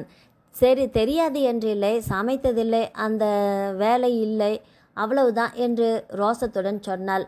அப்போ என்ன கவலை? இப்போ தேவை வந்திருக்குது, அதனால் சமைக்க வேண்டியது தானே. ஒருவேளை நல்லா இல்லை என்றால் என்ன சக்தி இது? நீ ஒன்றை செய்து அது நல்லா இல்லை என்று நாங்கள் சொல்வோமா? மனசுக்கு பிடிச்சவங்க என்ன செய்தாலும் அது எப்படி இருந்தாலுமே அது நல்லா தானே இருக்கும். இந்த கவலையெல்லாம் எதுக்கு இந்த சின்ன மூளைக்கு? வேண்டவே வேண்டாம். ஓகே என்று அவளின் தலையில் தன் தலையை வைத்து அழுத்த அவளின் மனது இலகியது. சின்ன சின்ன விஷயங்களை பெரிதாக்கக்கூடாது என்று இருவருமே முனைந்து செயல்பட்டதால் அடுத்த 2 மணி நேரம் அவர்கள் குளித்து கிளம்பி வந்தனா குடும்பத்தினரிடம் விடை பெற்று காரில் கிளம்பும் வரை எந்த பிரச்சனையுமே இல்லை. காரில் ஏறும்போதே அவளை முதலில் பார்த்த ஞாபகம் நினைவில் வர அவன் புன்னகையோடு ஏறி அமர்ந்தான். என்ன அப்படி ஒரு சிரிப்பு? ஏதாவது ஜோக்கா? சொன்னால் நானும் சிரிப்பேன் இல்லையா என்று கேலியாக கேட்டாள். இப்போ வேண்டாம், மைசூர் போன பிறகு ரூமில் தனியாக இருக்கும்போது சொல்கிறேன். ஐயோ, ரகசியம் என்று சொன்னால் எனக்கு மண்டை காயுமே. இப்போவே சொல்லிடுங்களேன். ரகசியமெல்லாம் எதுவும் கிடையாது. உனக்கும் எனக்கும் நல்லா தெரிந்த ஒரு நல்ல விஷயந்தான். ரொம்ப மண்டையை உடைச்சிக்காத. ஒரு ஜோக் சொல்கிறேன் கேளு. ஒரு தேர்வு நடக்கும் வரையில் எல்லாருக்கும் தீவிரமாக எழுதி கொண்டிருந்த போது ஒரு மாணவன் மட்டும் கையை உயர்த்தி ஆசிரியரை அழைத்தான். அவர் அருகே வந்து அவன் கேட்ட கேள்விக்கு பதில் சொல்ல அவருக்கு தெரியல. அப்படி என்ன கேள்வி கேட்டிருப்பான் சொல்லு? பரீட்சையில் வந்த கேள்விக்கு விடை கேட்டு இருப்பான். அவருக்கு தெரிந்தாலுமே அதை எக்ஸாம் ஹாலில் சொல்ல முடியுமா? அவர் சொல்லலை என்பதை தெரியலை என்று அர்த்தமாக எடுத்தால் எப்படி? இல்லை. ஐயோ, கடியா? சென்னையிலிருந்து வரும்போது நான் கேட்டதுக்கு பழிக்கு பழியா? தெரியலையே, நீங்களே சொல்லிடுங்களேன். என்ன மிஸ் இது? கொஸ்டின் பேப்பரில் கொஸ்டின் இருக்குது, ஆனால் ஆன்சர் பேப்பரில் ஆன்சர் இல்லையே என்று கேட்டான். என்று சொல்லி முடிக்கும் முன்பு, கடவுளே, மைசூர் போகும் வரை இவரோட கடியிலிருந்து என்னை காப்பாத்து என்று அவள் வேண்ட, ஒரு கடியே கடியே கடி என்கிறது என்று அவன் ஹைக்கூ பாடி சிரிக்க, மைசூர் போகும் வரை காருக்குள் அவ்வப்போது சிரிப்பு சத்தம் கேட்டுக்கொண்டே இருந்தது. மைசூருக்கு பயணம் செய்த நேரத்தில் தங்களின் வாகனத்தை ஒரு வாகனம் தொடர்ந்து வருகிறதோ என்ற சந்தேகம் வண்டி புறப்பட்ட அரை மணி நேரத்திற்குள் சிவாவிற்கு ஏற்பட அடுத்து வந்த சாலையோர ஹோட்டலில் நிற்க சொல்லி டிரைவருக்கு அறிவுறுத்தினான். சிவா கிளம்பி 1 மணி நேரம் கூட ஆகலை. இன்னும் 2 மணி நேரத்தில் மைசூர் போய் சேர்ந்துடுவோம். இப்போ நடுவில் எதுக்கு பிரேக்கு என்று விசாரித்தவளை உறுதியாக எதுவும் தெரியாமல் கலவரப்படுத்த வேண்டாம் என்று புன்னகை செய்தான். ஏதாவது லைட்டாக சாப்பிட்லாம், நமக்கு வேண்டாம் என்றாலுமே வாகனம் ஓட்டுபவருக்கு ஓய்வு அவசியம் சக்தி. நீங்கள் உங்கள் அப்பா கிட்ட எங்கள் அம்மா கிட்ட எல்லாம் பேசினாயா என்று பேச்சை மாற்றினான். நான் ஒரு கேள்வி கேட்டால் அதுக்கு பதில் சொல்கிறீங்களா இல்லையோ? உடனே இன்னொரு எதிர்கேள்வி தயார் பண்ணி வச்சுக்கிறதுல உங்களை அடிச்சுக்க இன்னொரு ஆள் பிறந்து தான் வரணும். என்று முகத்தை திருப்பியவள் கண்ணில் அந்த 3737 என்ற பதிவு வாகனம் பட்டது. அது அவனுடையதல்லவா? அவன் சென்னை பதிவு எண்ணை அல்லவா அங்கே பயன்படுத்தினான். இது வேறு யாரோ. அரண்டவன் கண்ணுக்கு இருண்டதெல்லாம் பேய் என்று மீண்டும் கணவனின் பக்கம் திரும்ப அவனின் பார்வை அவள் மேலே பதிந்திருந்தது. கேட்ட கேள்விக்கு பதில் சொல்லாமல் மௌனமாகவே பேச்சை திசை திருப்ப, உன்னை அடிச்சுக்க இன்னொரு ஆள் பிறந்துதா வரணும், அதுவும் முன்னிடமிருந்தே என்று சொன்னவன் குரல் தணிந்திருந்தது. அந்த பாவனையில் சற்று முன்பு யோசித்தது காணாமல் போக அவனின் முதுகில் செல்லமாக தட்டினாள். பேச்சை தவிர்க்கும் ஆள் நான் இல்லை. காலையில் எழுந்ததுமே அத்தைக்கும் பேசிட்டேன், அப்பாவிடமும் பேசிட்டேன். என் வேலையை நான் கரெக்டாக தான் செய்வேன். நீங்கள் எனக்கு நினைவுபடுத்த தேவையே இல்லை. காலையில் பேசியிருந்தா அவங்களுக்கு நம்ம மைசூர் ப்ரோக்ராம் தெரியாதே. உங்கள் அப்பாவிடம் ஃபோன் பண்ணி மைசூர் போயிட்டு இருக்கிறோம் என்று சொல்லிடு. நானும் அங்கிளிடம் ஒரு வார்த்தை சொல்லிவிடுகிறேன் என்று ஃபோனை எடுத்தான். இந்த நேரத்தில் வேலையாக இருப்பாங்க சிவா, எதுக்கு டிஸ்டர்ப் பண்ணணும்? நைட்டு எப்படியும் பேசுவேன், அப்போ சொல்லிக்கலாமே. நைட்டு நாம் பேசுகிற மூடில் இருப்போமோ மாட்டோமோ, இப்போவே சொல்லிடலாமே என்றவன் குரலில் உல்லாசம் இருந்தாலுமே கண்களில் கவனம் இருந்தது. சிவகணேஷ் சக்தி மலரிடம் அமர்ந்த அந்த ஹோட்டலில் ஒரு சாத்துக்குடி ஜூஸை குடிக்க எடுத்துக்கொண்ட நேரத்தில் ஒரு கேஸையே துப்பு துலக்கியிருக்கலாம். சக்தியிடம் பேசி விஷயங்கள் சேகரிக்கிறேன் பேர் வழி என்று பொழுதை கழித்து கொண்டு இருந்தான். உனக்கு நான் ஜோசியம் சொல்லட்டுமா என்று அவனின் இடது கையை பற்றி ஆராய, ஜோசியம் பார்த்த உங்களுக்கு தெரியுமா என்று ஆச்சரியமாக அவள் கேட்க, ஜோசியம் என்பது ஒரு சைக்காலஜிக்கல் கேம், கொஞ்சம் ப்ராக்டிஸ் பண்ணினா கிளிக் ஆகும். இப்போ நான் உனக்கு சொல்கிறேன், சரியா என்று பாரு என்று சட்டை பையில் இருந்த பேனாவால் அவள் கையில் மேலும் கீழும் உருட்டி குறுகுறு பூட்டினான். என்ன ஜக்கமா, ஒன்றும் அருள்வாக்கு சொல்லலையா என்று கேலியாக கேட்க, உனக்கு ஆரஞ்சு ஜூஸ் பிடிக்குமா கரெக்டா என்று கேட்டான். இதுக்கு ஜோசியம் வேற தெரியணுமா என்று அவசியமே இல்லையே. என்னுடைய அலமாரியை ஒரு பார்வை பார்த்தாலே யார் வேண்டுமானாலும் சொல்லலாமே. நீங்கள் என்னுடைய அலமாரியை இல்லை என்றாலுமே பெட்டியை பார்த்துருக்குறீங்க. இருக்கும் மூடைகளில் 60% அந்த ஆரஞ்சு ரேஞ்சில் தான் இருக்கும். வேறு ஏதாவது யூனிக்காக சொல்லுங்களேன். உனக்கு பிடிச்ச டிஷ் நூடுல்ஸு, பாதி கரெக்டு. வீட்டில் அதை சாப்பிடவே மாட்டேன், வெளியில் சாப்பிட சீக்கிரமாக கிடைக்கும் என்பதால் 90% அதை தான் ஆர்டர் பண்ணுவேன். மிச்ச நேரம் ஃப்ரைட் ரைஸு. ஜோசியத்தில் இதெல்லாமா சொல்லுவாங்க? நான் ஸ்பெஷல் இல்லையா, அதனால் இதெல்லாம் கூட சொல்லுவேன். உனக்கு கூட பிறந்தவங்க யாருமே கிடையாது. பான் வித் சில்வர் ஸ்பூன் மாதிரி அதிர்ஷ்டக்கார பொண்ணு என்று சொல்ல அவள் சத்தமாக சிரிக்க ஆரம்பித்தாள். ஹலோ, இதுக்கு பேர் ஜோசியமா? என்ன கல்யாணம் பண்ணியிருக்கிறீங்க? இந்த அடிப்படை விவரங்கள் கூட தெரியாமலாம் இருக்கும். வேறு ஏதாவது சொல்லுங்கள். 11 வயசில் தண்ணியில் ஒரு கண்டம் வந்து தப்பிச்சிருக்கணும் கரெக்டா? ஏய், இது எப்படி உங்களுக்கு தெரியும்? அப்பா சொன்னாங்களா? இல்லை, உங்கள் அப்பா சொல்லலை. சின்ன வயசு கதை உட்காந்து பேசும் அளவுக்கு நான் அவருடன் நேரம் செலவழிக்கவில்லையே என்று சொன்னவனின் கண்களில் பரபரப்பு இருந்தது. இவள் ஏதாவது கண்டுபிடிக்கிறாளா என்று பார்க்கலாம். வேற யார் சொன்னா? இதை நான் ஃப்ரெண்ட்ஸு சர்க்கிளில் வேற யாரிடமும் பேசியது கூட இல்லையே என்று யோசித்தாள். நீ தான் சொன்ன. நான் எப்போ உங்களிடம் சொன்னேனா? சொன்னா என்று அழுத்தம் திருத்தமாக சொல்ல அவள் சிரித்தாள். நீங்கள் கனவு தான் கண்டிருக்கணும். கல்யாணம் நிச்சயம் ஆன பிறகு கனவுகள் வரும் என்று என் ஃப்ரெண்ட்ஸு சொல்லியிருக்காங்க. எனக்கு வரலை. அதுக்கு காரணம் வேற அப்படின்னு நினச்சேன். பரவாயில்ல, உங்களுக்கு வந்திருக்குது. ஆனால் கனவில் இந்த மாதிரி கெட்ட கனவாக வரணுமா? போகலாமே என்று பேச்சை முடித்து எழுந்த சக்தி, எங்கோ எப்போது சொன்னேன் என்று துருவி இருந்தால் இன்னும் கொஞ்சம் விஷயம் அவளுக்கு தெரிந்திருக்குமோ. ஹோட்டலை விட்டு வெளியே வந்த சிவகணேஷ் அந்த வாகனத்தை தேடினான். இல்லை, ஒரு நிம்மதி பெருமூச்சு வந்தது. அனாவசியமாக பயப்படுகிறோமோ, ஆனாலும் தான் போகும் பாதை உத்தேசமாக மைசூர் சென்றடையும் நேரம், தங்கும் இடம் என்று எல்லா தகவல்களையும் பிரசன்னகுமாருக்கும் விஜய்க்கும் குறுஞ்செய்தியாக அனுப்பி வைத்தான்.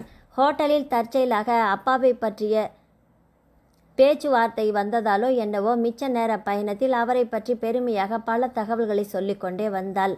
அவனுக்கும் பயண அலுப்பு தெரியாமல் இருந்ததோடு அவள் சிரிப்புடன் கண்களை உருட்டி கைகளை ஆட்டி பேசியது பிடித்தும் இருந்ததால் அதை ஊக்கப்படுத்த நடுநடுவே சில கேள்விகளையும் கேட்டு வைத்தான். மைசூரை நெருங்கும்போது 3 மணி நேர பிரயாணம் செய்த களைப்பே இல்லை. நான் கூட இந்த வண்டியை முதல்ல எதுக்கு இவ்வளோ பெரிய வண்டியை என்று நினைச்சேன் என்று சிவா அவளின் தோளில் கை போட்டு நெருங்கி அமர்ந்தான். முதல் நாளைய சந்திப்பு அவளுக்கு நினைவுபடுத்த முன்னேற்பாடாக இருக்கட்டும் என்று பேச்சை அந்த திசையில் ஆரம்பித்தான். இது இந்த பிறந்த நாளுக்கு அப்பா வாங்கி கொடுத்த கிஃப்ட்டு. வாங்கி 7 மாதம்தான் ஆகுது. நீண்ட தூர பிரயாணத்திற்கு ரொம்ப வசதியாக இருக்கும். நான் கூட சிட்டிக்குள்ளே எதுக்குப்பா இவ்வளோ பெரிய வண்டின்னு என்று கேட்டேன். இப்போ நீங்களும் அதையே சொல்கிறீங்க. கிரேட் மைண்ட் திங்ஸ் அலைக் என்று சிவா கண் சிமிட்ட அவள் பழிப்பு காட்டினாள். நினைப்பு தான். சந்தடி சாக்கில் அப்படியே உங்களையும் தூக்கிக்கணுமாக்கும். பொழப்பு போங்க. அப்பா வாங்கி கொடுத்த கிஃப்டை குறை சொல்லக்கூடாது என்று ஆசையாக வைத்து கொண்டாலும் இந்த கேள்வியை கேட்காமல் இல்லை. அப்பா அவங்க சொன்ன பதிலில்தான் என் வசதியை எவ்வளவு நேசிக்கிறாங்க என்று புரிஞ்சது என்றவள் கண்ணில் ஈரம் காத்திருக்க அவன் வியப்பாக பார்த்தான். ஓஹோ, அதுவரை உங்கள் அப்பா ஒரு சர்வாதிகாரி என்று நினைத்திருந்தாய் போல, கார் வாங்கி கொடுத்த உடனே ஸ்வீட் அப்பாயிட்டாங்களா என்று அவளின் மனநிலையை மாற்ற எண்ணி கேலியாக சீண்ட அவன் முதுகில் ஒரு அடி வைத்தாள். பரிசு கொடுத்தால் மட்டும் நேசிப்பவங்க வகையில் என்னை வைத்து விட்டீர்களே உங்களை என்று பல்லை கடித்தாலும் அப்பா சொன்ன காரணத்தையும் சொன்னாள். நான் கேம்ப் நடத்தும் இடத்திற்கு வரும் டாக்டர்கள் ஈவினிங் ஸ்டாஃப் வசதிக்காக வேன் வைத்து அதில் வருவேன். வாடகை வண்டியில் மகள் கஷ்டப்படக்கூடாது என்று பெரிய வண்டியாக வாங்கி கொடுத்ததாக சொன்னார் தெரியுமா என்று பெருமையாக சொல்ல அவன் சிரித்தான். எதுக்கு சிரிக்கிறீங்க என்று எனக்கு தெரியும். எல்லோருக்குமே பெற்றவர்கள் என்றால் மரியாதை இருக்கத்தான் செய்யும். அதிலும் குறிப்பாக பெண்ணுங்களுக்கு அப்பா என்றால் கூடுதல் அட்ராக்ஷன் இருக்குந்தான். ஆனால் அதுக்கு மேலே ஐ லவ் மை டாடி என்று உணர்வுபூர்வமாக சொல்ல அவன் முகம் கனிந்தது. ஏற்கனவே நெருங்கி இருந்தவள் அவளின் தோளில் முகம் புதைத்து காதுக்குள் எனக்கு உன்னை பார்த்தா பொறாமையாக இருக்குது என்று ரகசியம் சொல்ல அவள் அதிர்ந்து அவனை திரும்பி பார்த்தாள். என்ன சொல்கிறீங்க? பொறாமைப்படுவது தப்பு என்ற எண்ணம் எனக்கும் தெரியுது, ஆனால் அதை தடுக்க முயற்சி பண்ணுறேன். நீ உதவி செய்தால் சீக்கிரம் நின்று போயிடும் என்று சொல்லிவிட்டு நிமிர்ந்து அமர்ந்தான். நான் என்ன செய்யணுமா என்று புரியாமல் குழப்பத்தோடு விசாரித்தாள். நீ புத்திசாலி என்று நினைத்தேனே என்றவன் குரலில் சீண்டலும் சிரிப்பும் இருந்தது. என்னை டென்ஷன் படுத்தாதீங்க. எங்கள் அப்பாவை சந்தோஷப்படுத்தணும் என்று ஒவ்வொரு நிமிஷமும் நினைப்பேன். உங்களுக்கே நல்லா தெரியுமில்ல, அதுக்கு இந்த கல்யாணமும் ஒரு சாட்சி. அவரோட நான் பேசுறது பார்த்து பொறாமப்படுவேன் என்று சொன்னால் எனக்கு எப்படி இருக்கும் என்று யோசித்து பார்த்தீங்களா? அதை தடுக்கும் வழி உன் கையில் தானே என்று சொன்னேனே சக்தி என்று சொன்னவன் குரலில் குறும்பும் இதழ்களில் கேலி சிரிப்பும் கூடியிருந்தது. சிவா, இதில் விளையாடாதீங்க ப்ளீஸ் என்று கோபமும் கெஞ்சலும் கலந்து சொன்னவள் முகத்தில் பதட்டம். நானும் சீரியஸாக தான் சொல்கிறேன், நீ தான் உறுதிப்படுத்திக்கணும். நான் என்ன உறுதி கொடுக்கணும் என்று அவசரமாக யோசித்தவள் ஒரு முடிவிற்கு வந்து அத்தை மாமாவையும் நான் அதே மாதிரி மரியாதையோடு அன்போடு நடத்துகிறேன் என்று உறுதி கொடுக்கிறேன், ஓகேவா என்று பதட்டத்தோடு கேட்க அவன் சத்தமாக சிரித்தான். லூசு, முகமரியாதை மனிதர்களையே நேசிக்க முன்னால் கண் முன்னால் இருக்கும் உன் நன்மை நாடும் எங்கள் அம்மா அப்பாவை நேசிக்க முடியாதா? நான் அதை சொல்லலை என்று சிரித்தபடி மீண்டும் அவள் தோளில் சாய்ந்தான். நீ உங்கள் அப்பாவை நேசிக்கிற மாதிரி என்னையும் நேசிக்கிற ஒரு சுட்டி பொண்ணை கூடிய சீக்கிரம் எனக்கு கொடுத்துரு. அப்புறம் உன்னை பார்த்து பொறாமப்பட மாட்டேன், புரிஞ்சுதா என்று காதுக்குள் ரகசியம் பேச முகம் சிவந்து பேச்செழுந்தாள் சக்தி. மைசூரில் தங்க முன்பதிவு பண்ணி இருந்த ஹோட்டலுக்கு வந்து சேர்ந்ததும் வரவேற்பில் என் ஃப்ரெண்டு ஒருத்தரை இங்கே காலை 10:30 மணிக்கு மீட் பண்ணுறேன்னு சொல்லியிருந்தேன். வர தாமதமாயிடுச்சு. யாராவது ஃபோனிலோ நேரிலோ என்னை தேடினார்களா என்று விசாரித்தான் சிவகணேஷ். இல்லை சார், உங்களுக்கான அழைப்புகள் கணினியில் பதிவாகவில்லை என்று ஆங்கிலத்தில் மறுப்பு தெரிவிக்க நன்றி தெரிவித்துவிட்டு அறைக்கு சென்றான். ஏதாவது ஆஃபீஸ் விஷயமா அர்ஜென்ட்டாக தகவல் வேணுமா சிவா என்று கேட்டபடி உடன் நடந்த சக்திக்கு மறுப்பாக தலை மட்டும் அசைத்தான். வெறுமனே தலையசைத்தால் என்ன அர்த்தம்? யாரையாவது இங்கே ஃபோன் பண்ணி சொல்லியிருந்தீங்களா என்று கேட்டேன் என்று சக்தி மீண்டும் அழுத்தி விசாரிக்க, அது முக்கியமில்லாத விஷயம் சக்தி, அதை பற்றி நீ கவலைப்படாதே என்று சொன்னேன் என்று அதே பாணியில் பதில் கொடுத்தான். எதையாவது சொல்லு என்று கேட்டால் ரொம்ப தான் பிகு பண்ணிக்குவீங்களே. சரக்கு மலிந்தான் சந்தைக்கு வரட்டுமே, ஐ டோன்ட் கேர். ரொம்ப நல்ல கொள்கை சக்தி, உனக்கு தலை வெடிக்காமல் இருக்க பயன்படும். எனக்கு கவலையெல்லாம் இல்லை என்று சொன்னால் நீங்கள் பதில் சொல்வீங்க என்று பார்த்தால் என்று தலையை சிலுப்ப அவன் சிரித்தான். மணி 1 போகுதே, ரூமுக்கு போய் என்ன பண்ணலாம் சொல்லு என்று கேலி சிரிப்பு மாறாமலேயே விசாரித்தான். என்ன பண்ணலாம் என்று என்னை கேட்டால், பக்கத்தில் எங்கேயாவது சுற்றி பார்க்க போகலாம், ரூம்லேயே உட்காந்து என்ன பண்ணுறதா என்று கேட்டவளின் முகம் மாறியிருக்க கண்கள் சுற்றுப்புறத்தை அலசியது. சரிவா ரூமுக்கு போகலாம் என்று ஒரு கையில் ட்ராலியையும் மறு கையில் அவளையையும் பற்றி லிஃப்ட் நோக்கி நடந்தான் சிவா. அறைக்குள் வந்தது பெட்டியை அலமாரியில் வைத்தபடி இங்கிருந்து 3-4 கிலோமீட்டர் தூரத்தில் சிட்டிக்குள்ளே காராஞ்சி லேக் இருக்குது. போட்டிங் ஏரியை சுற்றிலும் நடக்க பார்க்கு, பாதை, நிறைய பறவைகள், வண்ணத்து பூச்சிகள் இருக்குது. கொஞ்ச நேரம் செலவழிச்சிட்டு 7 மணிக்கு திரும்பலாமா என்று கேட்டான். இதுக்கென்ன சிரிப்பு வேண்டி கிடக்குது என்ற கேள்வியை கண்களில் தேக்கி ஓகே என்றால் தலையசைத்தாள். சக்தி, இந்த சல்வார் லேசாக இருப்பது மாதிரி இருக்குதுல்ல, சாயங்காலம் குளிருக்கு ஜீன்ஸ் வசதியாக இருக்கும், மாற்றிக்கொள்கிறாயா என்று அக்கறையோடு கேட்க, எனக்கு ஜீன்ஸ் பிடிக்காது, என்னிடம் இல்லை என்று சட்டென்று மறுப்பு சொன்னாள் சக்தி. உன்னிடம் ஜீன்ஸ் இல்லை, நீ ஜீன்ஸ் போட்டு நானே பார்த்துருக்கிறேனே, யாரிடம் கதை சொல்கிறார்? ஏன், இதை நம்புவதில் என்ன கஷ்டமா? அத்தோடு நான் உங்களை இந்த ட்ரெஸ் போடுங்க அந்த ட்ரெஸ் போடுங்க வேண்டாம் என்று கம்பல் பண்ணுறேனா? நீங்கள் ஏன் என்று வேகமாக ஆரம்பிக்க அவன் கை காட்டி நிறுத்தினான். இவ்வளோ நேரம் நல்லா தானே இருந்த, ரூமுக்குள்ளே வந்ததும் கோபமாக பேசுகிற மாதிரி இருக்குது. பசி மயக்கமாக சாப்பிட சீக்கிரம் கிடைக்கிற மாதிரி நூடுல்ஸ் ஆர்டர் பண்ணட்டுமா என்று கேட்டபடியே தொலைபேசிக்கு போனான். பசியெல்லாம் இல்லை, என்னுடைய ட்ரெஸ் விஷயத்தில் நீங்கள் தலையிடுறது எனக்கு பிடிக்கல என்று அழுத்தமாக அவள் சொல்ல அவன் நிதானமாக திரும்பி பார்த்தான். இவளுக்கு என்ன ஆயிற்று? காலையிலிருந்து இந்த சாட்டின் சேலையில் இளஞ்சிவப்பு நிற த்ரெட் ஒர்க் பண்ணியிருந்த சல்வாரை பார்த்து சூப்பராக இருக்குது என்று சந்தோஷமாக பாராட்டும் போது சொல்லியிருந்தால், இப்போ இதை சொல்ல உனக்கு உரிமை இருக்குது. அப்போது அதை விட்டுட்டு இப்போ தலையிடாதேன்னு சொன்னா என்று கேட்க துடித்த வாயை உதட்டை கடித்து கட்டுப்படுத்தினான். சில கணங்கள் கூர்மையாக பார்த்துவிட்டு தொலைபேசிக்கு திரும்பினான். ஒரு வெஜிடபிள் ஃப்ரைட் ரைஸ், ஒரு நூடுல்ஸ் கிரேவியோடு ஒரு கோபி மஞ்சூரியன், ஒரு ஃபிஷ் ஃப்ரை எடுத்துகிட்டு வாங்க. நூடுல்ஸும் 2 மாதுளை ஜூஸும் அர்ஜென்ட்டாக அனுப்புங்க. மிச்சம் மெல்ல வந்தாலும் பரவாயில்லை என்று உணவகத்தில் தகவல் தந்துவிட்டு கட்டிலில் சாய்ந்து காலை நீட்டி இருந்தவளின் அருகே வந்து அமர்ந்தான். ஏதாவது பிரச்சனையா சக்தி என்று விசாரித்தான். இல்லை, உடம்பு எதுவும் சரியில்லையாடா? நல்லா தான் இருக்கிறேன் சிவா, நல்லா தான் இருக்கிறேன் என்று சொல்லும்போதே ஏதோ சரியில்லை என்று தோன்றுகிறதே சக்தி. பிடிக்காதவங்க யாரையாவது இங்கே பார்த்தியா? என்ன பிரச்சனை என்றவன் பார்வையில் கூர்மையும் கூடுதல் கவனமும் இருந்தது. அங்கே பார்த்தது அவன் வண்டிதானோ? இங்கேயும் வந்து விட்டானா? சிவா ப்ளீஸ், வாக்குவாதம் என்றால் பேச்சை தவிர்க்கலாம் என்று காலையிலேயே சொன்னேனே, மறந்து விட்டதா? இந்த பேச்சை இத்தோட விடுங்களே என்று சொல்லிவிட்டு படுக்கையில் சுருண்டு படுக்க அவனுக்கு குழப்பமாக இருந்தது. தன் கண்ணில் படாமல் இவள் மட்டும் எப்படி அவனை பார்க்க முடியும்? தன்னை பின்தொடர்ந்து வந்த கார் அவன் அனுப்பியதாக இருந்தாலுமே அந்த வாகனத்தில் அவன் இல்லை. இவள் பார்த்திருந்தால் இங்கே ஹோட்டலில் தான் பார்த்திருக்க வேண்டும். முகத்தில் யோசனை வர உணவு வரும் இடைவேளையில் ஃபோனில் ஆராய்ந்தா. பிரசன்னகுமாரிடமும் விஜயிடமும் மெல்லிய குரலில் ரகசியம் பேசினா. உணவு வந்ததும் மனைவியை எழுப்பினா. வா சக்தி, சாப்பிட்லாம். உனக்கு நூடுல்ஸ் சொன்னேன், ஃப்ரைட் ரைஸ் லேட் ஆகுமா என்று நினச்சேன். எல்லாமே உடனே வந்துருச்சு பாரு, எடுத்துகிட்டு வந்துட்டான். செம ஃபாஸ்ட் ரூம் சர்வீஸ் என்று பாராட்டுதலாக சொன்னபடி அவளுக்கும் தனக்கும் பரிமாறிவிட்டு ஜூஸை எடுத்து உறிஞ்சினா. தான் வராவிட்டால் விடமாட்டான் என்ற உணர்வும் வெளியே போக வேண்டுமே என்ற கவனமும் இருந்ததால் சாப்பிட பிடிக்கவில்லை என்றாலுமே எழுந்து முகம் கழுவி அவனுக்கு எதிரே அமர்ந்தாள். சாப்பாடு எப்படி இருக்குது சக்தி என்று கடனுக்கு சாப்பிட்டவளின் கவனத்தை ஈர்க்க விசாரித்தான்.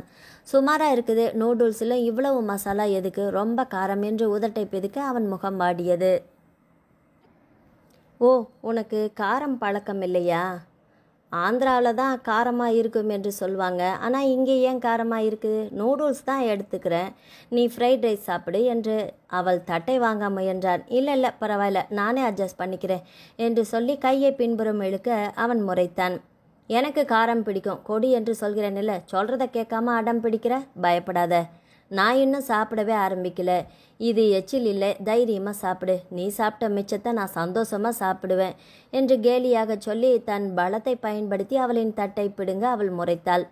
அப்பா, பிடிவாதம் கொஞ்சம் நஞ்சம் இல்லை, தான் நினைச்சதை சாதிக்கணும் என்று எரிச்சலோடு முனிகியபடியே அவன் கொடுத்த தட்டில் இருந்ததை கோபத்துடன் அள்ளி திணிக்க அது வழக்கமான அளவை விடவும் கூடுதலாக இருந்ததோடு உதிரி உதிரியாகவும் காரமாகவும் இருக்க தொண்டைக்குள் அடைத்து கொண்டது. ஏற்கனவே காரமான நூடுல்ஸ் சாப்பிட்டதால் எரிந்த உதடுகள் தொண்டை அடைத்து கொண்டதால் அடுத்தடுத்து வந்த இருமல், அவன் அக்கறையுடன் லேசாக தலையில் தட்டியதால் வந்த சின்ன கோபம் என்று எல்லாமே சேர்ந்து கொண்டு அவளை அடுத்த சில வினாடிகளுக்கு திணறடித்தது. இருமல், விக்கல், பிடிக்காத சாப்பாடு, காரமாக இருந்த உணவினால் வந்த உதட்டு எரிச்சல் எல்லாம் சேர்ந்து அவள் தவிக்க அவளையே சில வினாடிகள் பரிதாபமாக பார்த்த சிவா எழுந்து அருகில் வந்தான். அவன் கையை பற்றி எழுப்பியவன் அவள் எதிர்பாராத ஒரு தருணத்தில் அவள் கன்னத்தை 2 கரங்களாலும் பற்றி முகத்தை நிமிர்த்தி அவள் இதழ்களில் தன் இதழை பொருத்தி ஆழமாக முத்தமிட்டான். ஏய், என்ன செய்றீங்க? விடுங்க நான் என்று முதல் சில வினாடிகள் அவளிடமிருந்து துண்டு துண்டாக சிதைந்த வார்த்தைகளும் அவனிடமிருந்து விலக அவள் செய்த முயற்சிகளும் தோற்றுப்போக சில வினாடிகளில் அவனே அந்த முதல் முத்தத்தை ரசிக்க ஆரம்பித்திருந்தாள். அந்த முத்தத்தை முடிக்க இருவருமே அவசரப்படவில்லை. அவர்களின் நுரையீரல்கள் மூச்சுக்காற்றுக்கு ஏங்க அந்த முத்தம் நீண்டது. இதழ்கள் பிரிந்து பின் அவன் கரங்கள் அவளை விட்டு விலகாமல் தன் தோளில் சாய்க்க அவள் மறுப்பின்றி சாய்ந்து கொண்டாள். விக்கல் நின்றுடுச்சுல்ல, எரிச்சலும் இருமலும் வரல சக்தி என்று அவளை அணைத்தபடி முதுகை வருடியபடியே கேட்க அவன் கேள்வி புரியாமல் அவனை ஆச்சரியமாக நிமிர்ந்து பார்த்தாள். என்ன அப்படி பார்க்குற? விக்கல் நிற்க சின்ன ஷாக் கொடுப்பது கேள்விப்பட்டது இல்லையா? ஆனால் இது ரொம்ப ஸ்வீட்டான ஷாக் இல்லையா? நான் ரொம்ப ரசித்தேன் என்று தனிந்த குரலில் ரசனையோடு சொல்ல அவன் விழாவில் செல்லமாக குத்திவிட்டு விலகினாள். ஃபீலிங் பெட்டர் என்று அவள் முகத்தையே ரசனையோடு பார்த்தவன் இன்னும் கனிந்த குரலில் கேட்க அவள் ஒப்புதலாக தலையசைத்து என்று முணுகினாள்.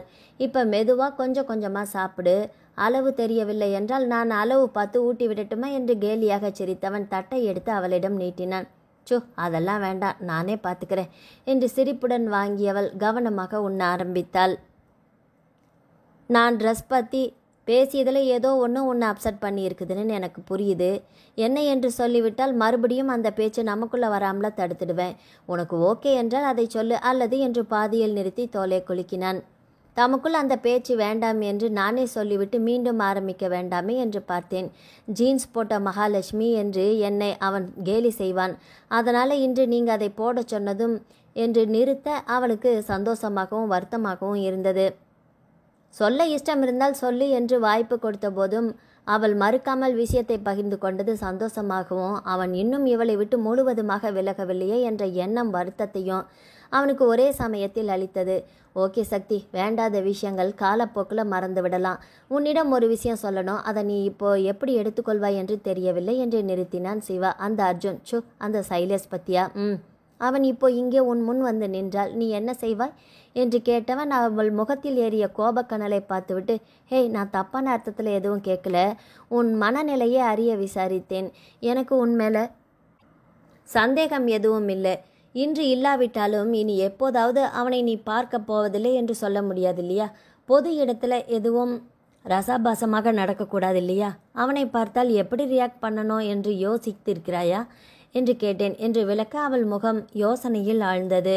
சிவா, நான் கூட உங்களிடம் ஒன்று சொல்லணும். நம்ம அந்த ஹோட்டலில் இருந்தபோது 3737 என்ற பதிவு வாகனம் பார்த்தேனா, அது அவனுடையது என்று நினைக்கிறேன் என்று சொல்ல அவன் முகம் என் மனைவி புத்திசாலி என்ற பெருமிதத்தை காட்டியது.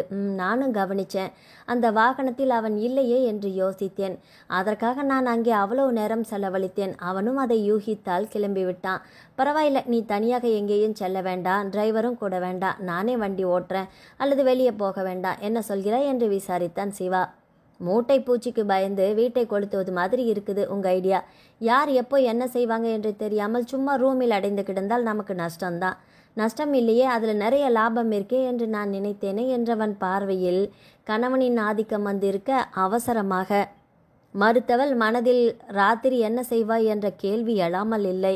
இல்லை, பக்கத்தில் நீங்கள் சொன்ன மாதிரி காராஞ்சாரி லேக் மட்டும் போயிட்டு வந்துடலாம் என்று சக்தி அழுத்தி சொல்ல அவனும் புன்னகையோடு விட்டு கொடுத்தான். அடுத்த அரை மணி நேரத்தில் உடை மாற்றி அறையில் இருந்து கிளம்பினார்கள். அவன் கேட்ட ஜீன்ஸை போடவில்லை என்றாலுமே அவனின் வார்த்தைகளை மதித்து கனமான வேறு ஆடையும் கையில் ஸ்வெட்டரும் எடுத்துக்கொண்ட சக்தியை அவன் காதலுடன் பார்க்க ஜீன்ஸ் போட்டே ஆக வேண்டும் என்று வற்புறுத்தாத கணவனை அவள் திருப்தியுடன் பார்க்க அடுத்து அவர்கள் அந்த காரஞ்சேரி ஏரியில் கரம் கோர்த்து செலவழித்த 3 மணி நேரமும் இனிமையாகவே கழிந்தது. இது சிங்கப்பூரில் இருக்கும் ஜுராங் பார்க் மாதிரி அமைக்கணும் என்று ரொம்ப முயற்சி பண்ணி செய்திருக்கிறாங்க. இந்திய பறவைகள் மட்டும் இல்லாமல் குளிர்காலத்தில் வெளிநாடுகளிலிருந்தும் பறவைகள் வருதான் என்ற அறிமுகத்துடன் உள்ளே நுழைந்தவர்களுக்கு சற்று சுற்றுப்புறத்தை பார்க்க திகட்டவில்லை. பொதுவாகவே வண்ணமயமான தோகை உள்ள மயில்கள் தான் ஸ்பெஷலாக சொல்வோம். இங்கே வெள்ளை மயில் இருக்கே, சோ ஸ்பெஷல்ஸ்வா என்று சக்தி வியந்தால். வெள்ளை நிறத்தில் அன்னம் பார்த்து இருப்போம், இங்கே கரிய நிறத்தில் அன்னம் இருக்குது பார் என்று சிவா சுட்டி காட்டினான். ஐயோ, அந்த ப்ரௌனும் மஞ்சளும் கோடு கோடாக போட்டு இருக்கும் பட்டர்ஃப்ளை சூப்பராக இருக்குது என்று சக்தி குதூகலித்தாள். அந்த பச்சையில் ஒரு கருப்பு புள்ளி, அது உன்னை மாதிரியே ஜிலு ஜிலுன்னு இருக்குது என்று கண் சிமிட்டினான். எனக்கு எங்கே கருப்பு புள்ளி இருக்குது என்று சக்தி செல்லமாக கோபிக்க, அது நான் வச்ச திருஷ்டி பொட்டு என்று சிவா சிரிக்க, மாலை 3 மணிக்கு அந்த ஏரி வளாகத்தில் நுழைந்தது முதல் 6:30 மணிக்கு கால் ஓய்ந்து காத்திருந்து திரும்பும் வரை மிக மிக இனிமையாக கழிந்தது நேரம். வரும்போது நீங்கள் தானே ஓட்டினீங்க, இப்போ நான் ஓட்டுறேன். நீங்கள் எனக்கு அந்த சுட்ட மக்காச்சோளத்தையும் உப்பும் எலுமிச்சம் சாரும் மட்டும் தடவி 2 பீஸ் வாங்கிட்டு வாங்க என்று அனுப்பினாள். மிளகாய்ப்பொடி வேண்டாமா சக்தி என்று அவன் அப்பாவியாக கேட்டு சிரிக்க அவள் உதை விழும் என்று ஒரு விரல் காட்டி மிரட்டிவிட்டு சுவாதீனமாக அவனின் சட்டை பையில் கைவிட்டு சாவியை எடுத்துக்கொண்டு வண்டியை நோக்கி போனாள் சக்தி. மனைவி ஆசையாக கேட்ட மக்காச்சோளத்தை அவள் கேட்ட விதத்தில் கொடுத்த கடைக்காரன் எடுத்துக்கொண்ட அந்த 4 நிமிடத்தில் 10 முறை அவன் திரும்பி வாகனத்தை பார்த்திருந்த போதும் அதை வாங்கி கொண்டு பார்க்கிங் ஏரியாவிற்கு வந்தபோது அவர்கள் வந்த அந்த நீல நிற பஜாரா வாகனம் அங்கே இல்லை. காராஞ்சேரி ஏரியில் 3 மணி நேரம் கணவனோடு கைகோர்த்து கால் வலிக்க நடந்த ஏரியை சுற்றி பார்த்து இயற்கை அழகையும் அங்கே இருந்த பறவைகளையும் வண்ணத்து பூச்சிகளையும் கண்டு ரசித்துவிட்டு ஹோட்டல் அறைக்கு திரும்பும் வேளையில் பொன்மஞ்சள் நிறத்தில் பதமாக சுட்டு எலுமிச்சை சாறு தடவி மனம் பரப்பிய மக்காச்சோளங்கள் சக்தியின் கண்ணை பறித்து நாவில் நீர் சுரக்க வைக்க கணவனிடம் அதை வாங்கி வர சொல்லி அனுப்பிவிட்டு துள்ளல் நடையுடன் காருக்கு திரும்பி வந்தவளுக்கு சாவியை வைக்கும்போதே கதவு திறந்து விட்டதோ என்று சந்தேகம் வந்தது. சேச்ச சக்தி, நிறைய கனவு காண ஆரம்பிச்சிருக்கிற என்று தலையை உலுக்கி கொண்டவள் ஏறி ஓட்டுநர் இருக்கையில் அமர்ந்து இடம்புறம் திரும்பி சீட் பெல்ட் அணிய குனிந்தபோது பின்புறமிருந்து ஒரு கரம் துணி கொண்டு மூக்கை மூடுவதை உணர்ந்து மூச்சை இழுத்து பிடித்தாள். 5, 10, 30, 50, 100 வினாடிகள் முடிந்த அளவு மூச்சை பிடித்தும் விடாமல் துணி அழுத்த வேறு வழியின்றி மருந்து கலந்த துணியை சுவாசிக்க மயக்க நிலைக்கு சென்றாள் சக்தி. அதற்கு முன்பே அவள் கையில் இருக்கும் ஃபோனை எங்கேயோ தூக்கி போட்டுவிட்டு வா, சிம் லொக்கேஷன் வச்சு இவளை கண்டுபிடிச்சிடுவாங்க அந்த அதிபுத்திசாலி என்று உத்தரவிட்ட குரலில் சைலேஷனுடையது என்பதை உணர்ந்தாள் சக்தி மலர். சிவா என்ற சத்தம் அவள் தொண்டைக்குழியிலேயே காணாமல் போனது. வெளியே வருவதற்கு முன்பே வலுவிழந்தும் போனது. எப்படி நீ என்னை கண்டுபிடிப்பாய் சிவா? உன் தொழில் திறமைகளை வைத்தா அதற்கு சவாலிடும் இந்த பணி, இது நீ ஜெயிப்பாயா என்ற எண்ணத்துடனே அவளின் கண்களும் மூடியது. மனைவி விரும்பி கேட்ட விதத்தில் அவளுக்கு மக்காச்சோளத்தை வாங்கி கொண்டு திரும்பிய சிவகணேஷ் முன்பு நின்றிருந்த இடத்தில் தாங்கள் வந்த வாகனத்தை காணவில்லை என்றதுமே முதல் வினாடி திணிக்கிட்டு போனான். சமாளித்து கொண்டு பொதுமக்களின் நடமாட்டம் இருக்கும் இந்த மாதிரி இடத்திலிருந்து வாகனத்துடன் ஒரு ஆளை கடத்துவது சுலபமான காரியமில்லை என்று மூளை அறிவுறுத்த, போக்குவரத்திற்கு இடைஞ்சலாக இருக்கிறது என்று செக்யூரிட்டி யாராவது வண்டியை நகர்த்தி நிறுத்த சொல்லி இருக்கலாமோ என்று அவசரமாக சமாதானத்தை எடுத்துக்கொண்டு ஓட்டமும் நடையுமாக பிரதான சாலைக்கும் வந்தா. இரு பக்கமும் வண்டி இல்லை என்றதை கண்டதுமே பதட்டம் கூடியது. அவளாக எங்கேயாவது சென்று இருக்கலாமோ என்று தோன்றிய எண்ணம் வலுவிழந்தது. உடனே மறுப்பு தோன்றியது. இல்லை, களைப்பாக இருக்கிறது, இங்கிருந்து கிளம்புவோம் என்று சொன்னதே அவள்தான். கால் வலிக்கிறது என்று சொன்னால் அவளை எங்கேயும் சென்று இருக்க வாய்ப்பும் இல்லைதான். அவள் விருப்பத்திற்கு மாறாக யாரேனும் கடத்தி இருக்க வேண்டும். யாரேனும் என்ன யாரேனும் அந்த பொறுக்கி ராஸ்களாகத்தான் இருக்க வேண்டும். சைலேஷ், இதை நான் எதிர்பார்த்து தான் இருக்க வேண்டும்.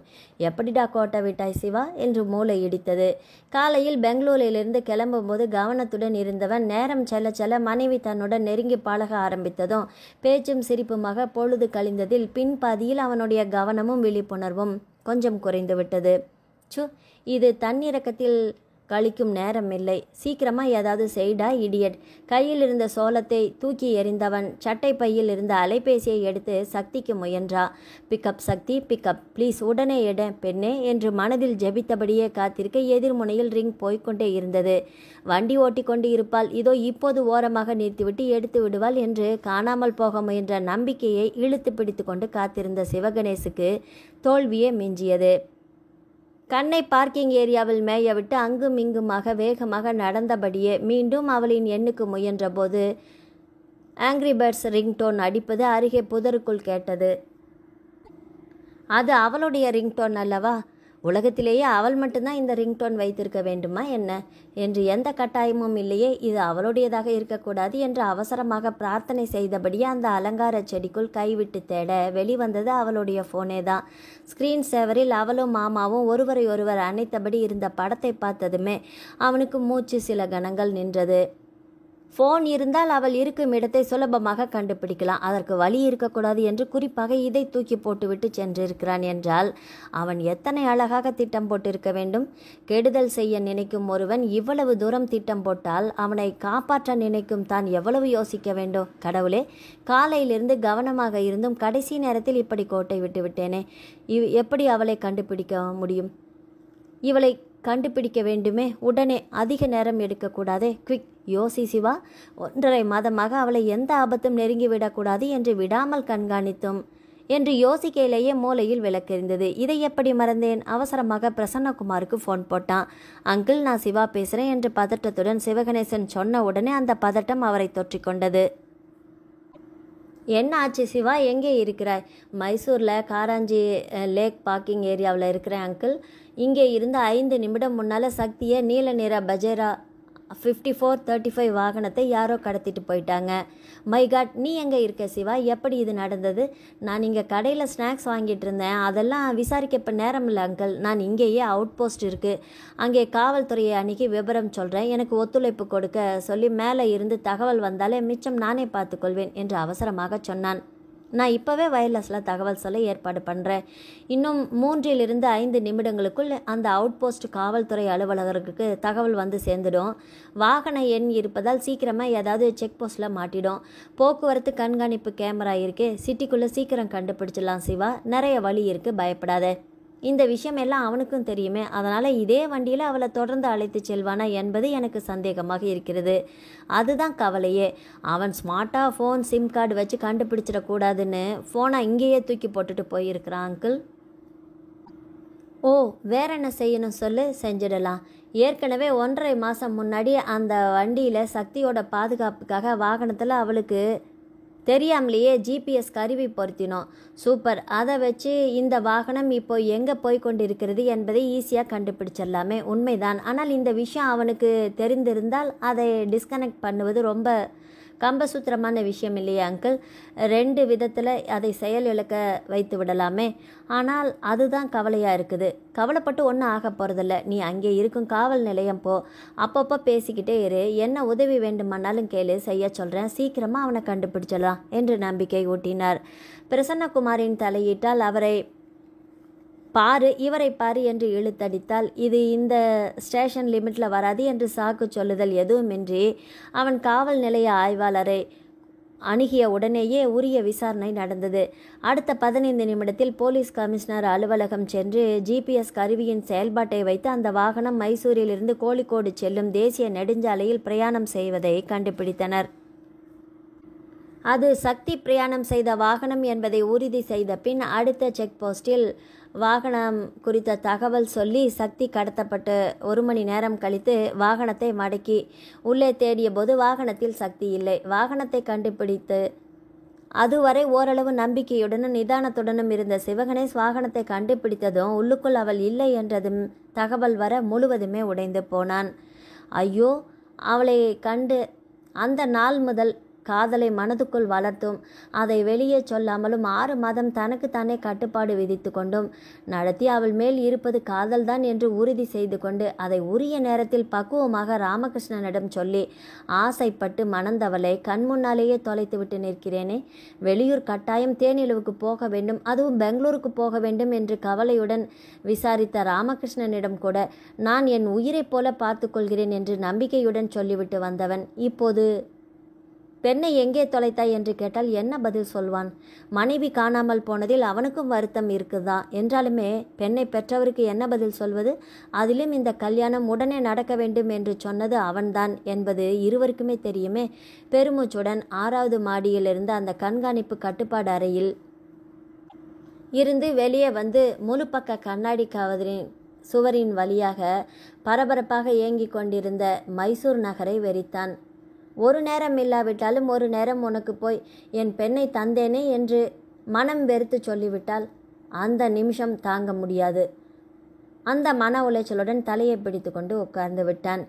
வேறு எங்கே எப்படி கொண்டு சென்றிருப்பான்? எப்படி கண்டுபிடிப்பது? கடவுளே! வலது ஆள்காட்டி விரலை புருவ மத்தியில் அளித்து யோசித்தால் ஒரு வழியும் புரியவில்லை. வேறு யாரிடம் என்ன கேட்பது? ஒன்றும் தெரியவில்லை. ரொம்ப நினப்புடா உனக்கு. நீ துப்பறிஞ்சு கண்டுபிடிச்சு பெருமைப்படாத. எல்லாமே உன் திறமைன்னு நினச்சிட்டு இருக்கிறியா? உன்னிடம் திறமை இருந்தாலும் நீ ஜெயிக்க இறைவன் அருள் வேண்டும் இல்லையா? நீ அடிக்கடி சொல்லும் வாசகம் நினைவில் ஆடியது. அம்மாவின் இஷ்ட தெய்வம் திருப்பதி வெங்கடாஜலபதி. அவரையே சரணடைந்தான். கடவுளே, சக்திக்கு எந்த சேதாரமும் இல்லாமல் கண்டுபிடித்து கொடுத்து விடு. இங்கிருந்து திருப்பதி வந்து உன் சந்நிதியில் சாமி கும்பிட்டு முடித்துவிட்டு தான் அடுத்த வேலையே. என் மனைவி என்று அவனை உரிமை கொண்டாடும் நேரம் உன் சன்னிதானத்தில் தரிசனம் முடித்த பிறகுதான்.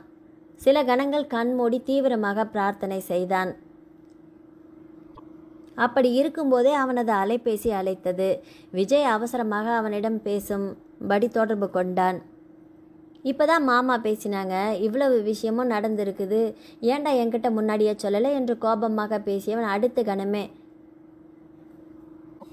சரி விடு, இப்போ என்னடா ஸ்டேட்டஸ், நான் அங்கே வரட்டுமா என்று அக்கறையோடு விசாரித்தான். அவன் வேற எங்கே கொண்டு போயிருப்பான்னு என்று என்னால் யூகிக்கவே முடியல, தலை வெடிச்சிடும் போல இருக்குது. மெல்லிய குரலில் தகவல் சொன்னான். சிவா, டென்ஷனாக இருந்தால் நல்லா தெரிஞ்ச விஷயம் கூட கவனத்தில் படாதுப்பா. அவனை பற்றி துப்பு துளக்கும்போது நீ எங்கே எல்லாமே சென்றாயோ என்று கொஞ்சம் யோசிச்சு பாரு. தனக்கு சொந்தமான இடத்துல தான் அவளை வச்சிட்ருப்பான்.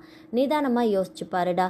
இவ்வளவுதான், நான் மைசூருக்கு வரவே இல்லையே, பெங்களூரில் அவங்க ஹாஸ்பிட்டலில் தானே விசாரித்தேன். ஓகே, உன்னுடைய ரிப்போர்ட்டில் முக்கியமான கண்டுபிடிப்புகள் என்னென்ன என்று இன்னொரு முறை யோசிச்சுப்பாரு. 15 நிமிஷத்தில் பேசுகிறேன், தைரியமாக இரு. இன்றிரவுக்குள் சக்தியை நாம் கண்டுபிடித்து விடலாம். நானும் கிளம்பிட்டேன், 3 மணி நேரத்தில் அங்கே வந்துடுவேன், தைரியமாக இரு என்று ஃபோனை வைத்தான். காவல்துறை கண்காணிப்பாளர் மூலமாக செக் போஸ்டில் கைப்பற்றிய வாகனத்திலிருந்து டிரைவரை பிடித்து அருகில் இருந்த காவல் நிலையம் கொண்டு வந்து போலீஸ் விசாரணை நடத்தி கொண்டிருக்க, அங்கே இருந்து ஏதேனும் தகவல் கிடைக்க வேண்டுமே என்று பதட்டத்துடன் இறைவனை வேண்டி காத்திருந்தான் சிவா. விஜயிடம் பேசிய பிறகு மூளை கொஞ்சம் தெளிவடைந்தது போல இருக்க, கண்களை சுற்றி பார்த்து கவனமாக பதித்திருந்தாலுமே தான் ராமகிருஷ்ணனிடம் சமர்ப்பித்த அறிக்கையை நினைவில் ஓடவிட்டு வலது கையை முஷ்டியாக்கி முன்னெற்றியில் தட்டியபடியே தீவிரமாக யோசித்தான். இங்கே உணர்வுகளை விட புத்திசாலித்தனமாக செயல்படுவதுதான் அவசியம். கூல் சிவா, யோசி, நல்லா யோசி. அவனுடைய வேலை என்ன? அவன் வேலை அங்கங்களை திருடி பணத்திற்காக விற்பது. அதற்கு வாழ்நாள் முழுவதுமே பயன்படுவான் என்ற எண்ணத்தில் சக்தியை மனம் செய்ய விரும்பியிருக்கலாம். அவள் கிடைக்கவில்லை. இப்போது அவளை கடத்தி என்ன செய்யக்கூடும்? கற்பழிப்பு, கொலை, இல்லை, அதற்கு மேலே அவளின் அங்கங்களை விற்கலாம் என்று நினைத்திருந்தால் அவனுக்கு இங்கே ஏதாவது மருத்துவமனையில் தான் பரிச்சயம் இருக்கணும் என்று தெரிந்தால் அவனிடமிருந்து அந்த இடத்தை கண்டுபிடிப்பது, சக்தியை மீட்பது சுலபமாகிவிடும். மீண்டும் விஜயை அழைத்தான். விஜய், நீ இங்கே அவசரமாக வருவதை விட பெங்களூரில் அவங்க ஹாஸ்பிட்டலில் அவங்க அப்பாவை பாரு. மைசூரில் அவங்களுக்கு சொந்தமாக ஏதாவது ஹாஸ்பிட்டல் இருக்கா என்று தெரிந்து கொண்டு கூப்பிடு. உன்னுடைய காலுக்காக நான் காத்திருக்கிறேன் என்று அவன் வைத்த 18வது நிமிடம் அழைத்தான். சாமுண்டி ஹில்ஸ் பக்கத்தில் அவங்களுக்கு ஒரு மல்டி ஸ்பெஷாலிட்டி ஹாஸ்பிட்டல் கட்டிட்டு இருக்காங்களாம். எல்லா வேலையும் முடிஞ்சு திறப்பு விழாவிற்காக சுகாதாரத்துறை அமைச்சரின் தேதிக்காக காத்திருக்காங்களாம். அங்கே இருக்கலாம், நீ உடனே அங்கே போய் பாரு என்று ஃபோனை வைக்க காவல்துறை கண்காணிப்பாளரின் அறைக்கு பாய்ந்து சென்றார் சிவகணேஷ். விஜய் ஃபோன் பண்ணி விசாரிக்க சொன்ன தகவலை அடுத்த 20 நிமிடத்தில் தெரிவித்ததும் சிவகணேசனின் உடலில் புது ரத்தம் பாய வேகமாக கண்காணிப்பாளரின் அறைக்கு பாய்ந்து சென்றான். சார், நம்பிக்கையான இடத்திலிருந்து தகவல் வந்திருக்குது. சாமுண்டி ஹில்ஸ் பக்கத்தில் இருக்கிற ஹெல்த் கேர் மல்டி ஸ்பெஷாலிட்டி ஹாஸ்பிட்டலில் அவன் இருக்கலாம். உடனே கிளம்பலாம் சார் என்று பதட்டமாக அழைத்தான். ஒரு நிமிஷம் உட்காருங்க மிஸ்டர் சிவகணேசன். மிஸ்டர் பிரசன்னகுமார் உங்களுக்கு வேண்டியவர் என்பதால் தான் இத்தனை நேரமும் நீங்கள் சொன்ன எல்லாமே செய்தோம். ஒன்றிலுமே பிரயோஜனம் இல்லை. இப்போ புதுசாக யார் தகவல் கொடுத்தது? என்னவோ ஒரு இடம் சொல்கிறீங்களே, சாமுண்டி ஹில்ஸ் ஏரியாவில் அப்படி ஒரு ஹாஸ்பிட்டல் இருக்கிற மாதிரி எனக்கு தெரியலையே.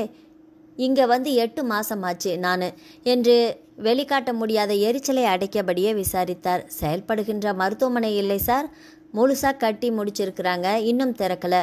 அதனால் உங்கள் கண்ணில் படாமல் போயிருக்கலாம். இந்த தகவல் சொன்னது அந்த சைலேஷோட அப்பா. அவங்க அப்பா சொன்னாரா? அவர் சொன்னதை எப்படி நம்பி அங்கே போய் தேட உங்களுக்கு என்ன பைத்தியமா? அவர் வேண்டுமென்றே உங்களை திசை திருப்ப சொல்லியிருக்கலாமில்ல. இந்த சின்ன விஷயம் கூட உங்களுக்கு எப்படி தோணாமல் போச்சு என்று அதட்டினார். உங்களுக்கு இந்த கேஸோட முழு விபரம் தெரியாதில்ல சார்? எனக்கு தெரியும். அதனால் நான் நம்பிக்கையோடு சொல்கிறேன். பெற்ற பிள்ளையை ஜாமீனில் எடுக்க முன்வராத ஒரு தந்தை சார் அவர். மருத்துவத்தை ஒரு தொழில் என்ற நிலையை தாண்டி சேவையாக செய்து வருபவர். ரொம்ப நல்ல மனிதர். அவர் சொல்வதில் பிழை இருக்காது என்று நான் நம்புகிறேன். நீங்கள் வந்தால் நல்லா இருக்கும், இல்லை என்றாலும் நான் அங்கே கிளம்புகிறேன் சார். அங்கே போய் பார்த்துட்டு ஃபோன் பண்ணுறேன், முடிஞ்சா வாங்க என்று அழுத்தமாக சொல்லிவிட்டு வேகமாக வெளியேறினான். மிஸ்டர் சிவகணேஷ், நில்லுங்க, வண்டியில் போகலாம், நானும் வருகிறேன் என்று சொன்னவர் உடனே எழுந்து வந்தார். சாரி சார், உங்களை குறை சொல்வதாக எடுத்துக்கொள்ள வேண்டாம். உங்களுக்கு இது 100 கேஸில் ஒன்று. ஆனால் எனக்கு என்னுடைய உயிர் மனைவியை கண்டுபிடிக்க வேண்டிய அவசரம். யார் சொல்வதை நம்பலாம் நம்பக்கூடாது என்று யோசிக்காமல் இப்போதைக்கு சார், ஏதாவது வேகத்தில் செஞ்ச மாதிரி கொஞ்சம் ஒரு மாதிரி பேசிட்டேன் சார் என்று மன்னிப்பு வேறு கோரினான் சிவகணேஷ். தனியாக போய் உங்களுக்கு ஏதாவது பிரச்சனை என்றால் எங்களுக்கு கூடுதல் தலைவலி தான். அதோட பெங்களூரு டிசிக்கும் பதில் சொல்ல வேண்டும். உங்கள் மனைவிக்கு அர்ஜென்ட்டாக மருத்துவ உதவி தேவைப்பட்டாலுமே காவல்துறை உங்களுடன் இருந்தால் தான் வசதியாக இருக்கும். அதான் கிளம்பிட்டேன் என்று சாதாரணமாகவே அவர் விளக்கம் சொல்ல அவனுக்கும் பெருமூச்சு வந்தது. அவரவர் கவலை அவருக்கு, யாரையும் பிழை சொல்ல முடியாது. உங்கள் கஷ்டம் புரியுது சார். இங்கிருந்து சாமுண்டி ஹில்ஸ் எவ்வளோ தூரம் இருக்கும் சார் என்றான் கவலையோடு. காராஞ்சி லேக்கில் இருந்து இந்த பக்கம் 1 கிலோமீட்டர் வந்திருப்பீங்க. சாமுண்டி ஹில்ஸ் அந்த பக்கம் 10-11 கிலோமீட்டர் தூரம் இருக்கும். 20 நிமிஷத்தில் போயிடலாம். நைட் 8 மணிக்கு டிராஃபிக் பீக்கில் இருக்கும். கூடுதலாக 10 நிமிஷம், அரை மணி நேரத்தில் போயிடலாம் என்று சொன்னதை சிவகணேசிற்கு வயிற்றில் அமிலம் சுரக்க வைத்தது. ஏற்கனவே அவளை பிரிந்து 1.25 மணி நேரம் ஆயிற்று. இன்னும் அரை மணி நேரம். இந்த 2 மணி நேரத்தில் அவளுக்கு ஏதாவது ஆகி இருக்கக்கூடாதே. கடவுளே, அவளை முழுதாக என்னிடம் ஒப்படைத்து விடு என்ற சிவகணேசின் பிரார்த்தனை நிமிடத்திற்கு நிமிடம் தீவிரமாகி கொண்டே இருந்தது. அவர் சொன்ன அரை மணி நேரத்தில் குறிப்பிட்ட மருத்துவமனையை அடைந்தபோது உள்ளே 3வது மாடியில் விளக்கெரியும் அடையாளம் தெரிந்தது. காவல்துறை வாகனத்தில் வராமல் இருந்தால் உள்ளே சென்றே இருக்க முடியாது என்ற அளவில் பிரம்மாண்டமான வளாகமாக இருந்தது அது. உள்ளே யாரும் இல்லை என்ற செக்யூரிட்டியின் வார்த்தைகளை அலட்சியப்படுத்திவிட்டு அவர்கள் உள்ளே சென்றபோது அங்கே கண்ட காட்சியை சிவகணேசை உறைய வைத்தது.